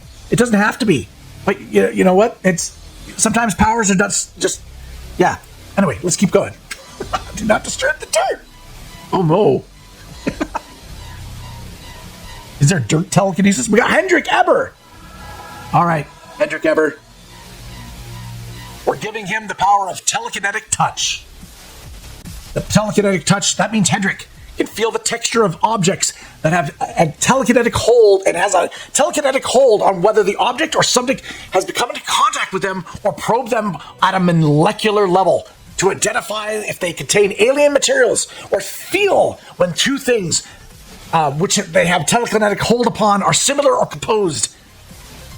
Alternatively, they can achieve this by enhancing their sense of touch through psionic energy or focus, which in turn can allow for the perception of texture at a distance without physical contact, as well as increasing the acuity of their natural sense of touch using telekinesis. This is very, very useful for the internet and internet porn. Hendrik, yes, you have perfected it. All right, let's go.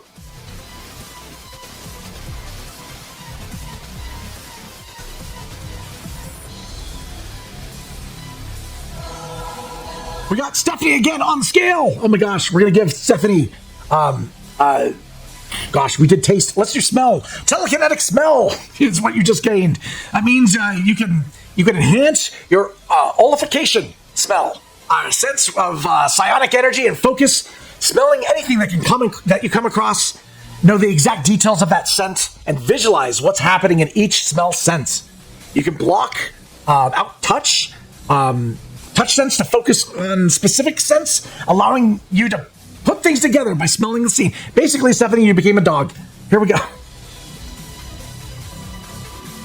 We got 12 names on the wheel, which is better than a drug dog.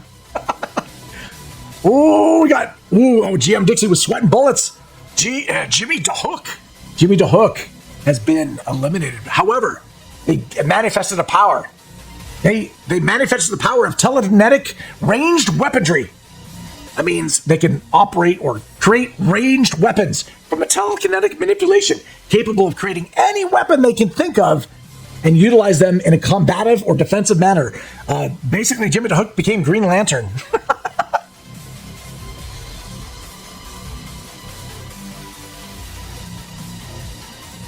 Oh, Elizabeth. Elizabeth was last week's winners, guys. All right, Elizabeth has gained the power of telekinetic strike. That means Elizabeth can use telekinesis to punch, push, pull, throw, or otherwise strike a target. Telekinetic attacks can be delivered over significant distances, too. These attacks should not be confused with telekinetic enhanced strikes, which uses telekinesis to enhance the physical strike, punch, kick, or shove from the user. So that means Elizabeth has gained the power to troll via the phone or the internet in a physical way. All right, 10 names, final 10.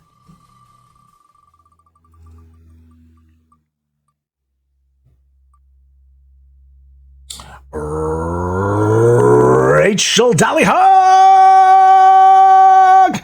has gained the power of telekinetically enhanced conditions. What is that? That means they can use psychokinesis to augment their condition, allowing them to increase their strength, speed, reflexes, endurance, durability, agility, leap, stamina, healing, senses, etc., etc., etc. Okay, the full extent of subsequent limitations of such augmentations often linked to and sometimes even dependent on the user's level of emotional intensity, imagination, focus, and willpower. There's a lot of conditions. Bye-bye, Rachel. There we go. Oh, GM Dixie was not meant to be my friend. Oh, I'm sorry. GM Dixie, we're going to give you the power of psychokinesis bestowal. That means you can grant psychokinetic abilities to others, either temporarily or permanently. The exact mastery of how powerful and intuitive others will be are based on their own abilities. And it depends from user to user. All right, GM Dixie, that means you give the power to others. Much love. I appreciate you, man. But it was not meant to be. All right, here we go. Smokey the Bear, I always hope that someone that hasn't won a drawing wins every stream. It doesn't help, but I can't do it when people won't enter. It's hard. We do see a lot of regular names up here, but also there are some regular people that do support the channel heavily, and I'm super appreciative of that. MD Wit is a patron.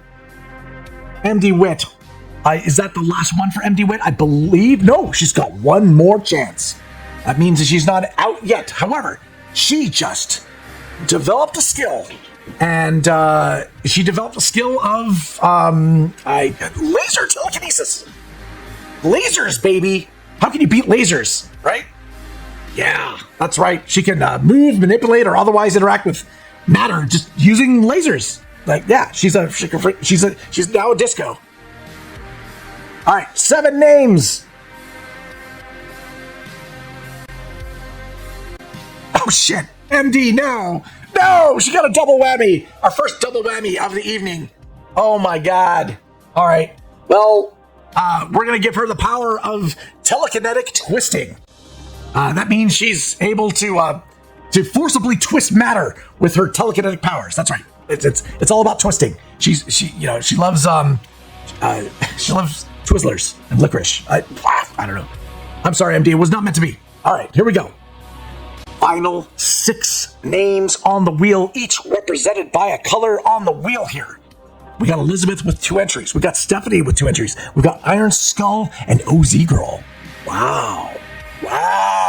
This is interesting. All right. Fair fight, people. Let's go.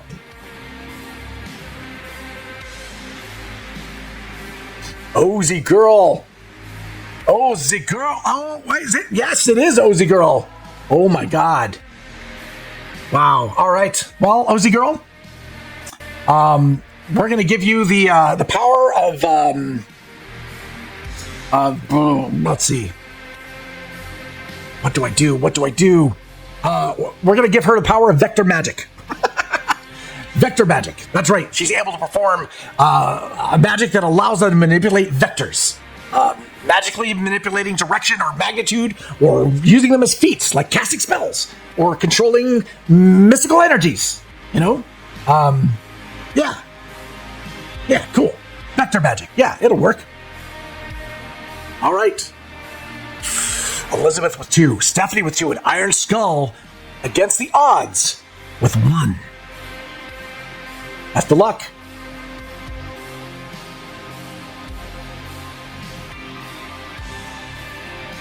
Oh, no matter what, it's going to be Elizabeth. It was between Elizabeth and Elizabeth.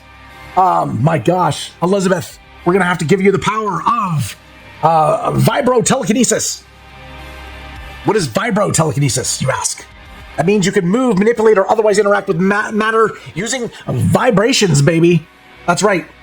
Due to a connection between vibrations and quantum strings, it is possible that Elizabeth may be able to use their vibro telekinetic abilities to manipulate their surroundings on a quantum level. That's right. You can get the vibe going. All right. Stephanie's got the advantage with 2. We've got Iron Skull and Elizabeth still in there. Who will become the ultimate power in the universe? Not Iron Skull. The stack was against him. It is not going to happen for him. Oof. All right. We're going to give him telekinetic vision. Yes. That means they can enhance their vision with psionic energy. Focus, seeing any sight at a distance. Know the exact location of how far it is and see what's happening in them. Even view through solid surfaces to see other objects and subjects' auras. They can block out ambient lights and focus on a specific source, allowing them to put things together, looking at a scene. Iron Skull's a peeping Tom. That's right. No. He reads auras. That's right. He's a hippie. There we go. Gone. All right. Now we've got Stephanie Thompson with 2 entries. And last week's winner was Elizabeth. Can she repeat the process? It is scary. Could be. Who knows? Oh, shit. Oh, my God. By process of elimination. Holy crap. All right. Elizabeth has developed the power of telekinetic hearing. That means she can enhance her hearing with a psionic energy, focus, hearing any sound at any volume or pitch, know the exact location of how far it is, and visualize what's happening in them. They can block out ambient sounds and focus on specific source frequency, allowing them to put things together, listening to the scene. But what she didn't hear was the fact that Stephanie has not one, but 2 ultimate powers. My God, Stephanie, I appreciate the support big time. Stephanie has not won in a long time, guys. She hasn't won a long time, but we're gonna do this proper and give her proper powers. All right, Stephanie, with your Twitch sub, you're getting telekinetic constructs. That means she can use telekinetic energy to force into different forms and objects of varying detail and permanence, ranging from simple shapes and images to individual elements, substances and materials to functional items such as tools and weapons, to more complex creations such as living or non-living entities, entire structures, and even environments in certain cases. Depending on the control over the source of their constructs, those who have mastered this ability can use it for almost any situation, creating anything they need. Well, Stephanie, you created the need to win, and when you did, Stephanie has become the ultimate power. The ultimate power. And therefore, she absolutely explodes and wipes out the entire art stream. Congratulations, Stephanie! Holy crap! Big congrats to you. Stephanie's like, I claim the drawing. You got to do it officially via Discord or but I get it. No worries. Stephanie, you are an OG Patreon supporter. That means I will cover the packaging. I will cover the shipping. Congratulations to you. Much love. Guys, woo! That was a lot of fun. Thank you guys for sticking with me through that. Oh my God. Oh, wow. Let me bring up my OBS again. Okay, there we go. All right, guys, I want to say thank you guys. Thank you all for joining me on this adventure. Hopefully you enjoyed your experience and learned a thing or two about the subject that we were drawing. Again, this video work is a work of passion for me. I'm not monetized on YouTube. In fact, this video eventually will not be monetized. I'm funded by you, the viewer, and I want to say a big thank you to my patrons. I'm going to say a big thank you to my subscribers. And I want to say a big thank you to you guys, you viewers like you. The fact that you are watching me either live or watching it later on a video, like, my man, you guys are the real ones. You guys are amazing. I love you. If you made it to the end of the video, like, my God, like, you know, like, I praise. Holy crap. Please feel free to give me some feedback on what you liked, and more importantly, what you didn't like. My content is forever changing, and I like to try new things. Your feedback's super valuable to me, but that's my stream. I want to be out there. I want to inspire you guys to do more art. Post it in the Discord. I'd love to see it, each and every one of you. Or anything else that's creative. It doesn't have to be art. It doesn't have to be drawing. But I enjoy doing this. I enjoy you guys enabling me to keep doing this giveaways each week. Man, whoo! As soon as this stream's over, I gotta prepare for the next one. Holy crap! Oh my God. Okay. As always, as I say, may all your hits be criticals, your adventures be legendary, and I hope to see you guys on the next one. Much love, everyone.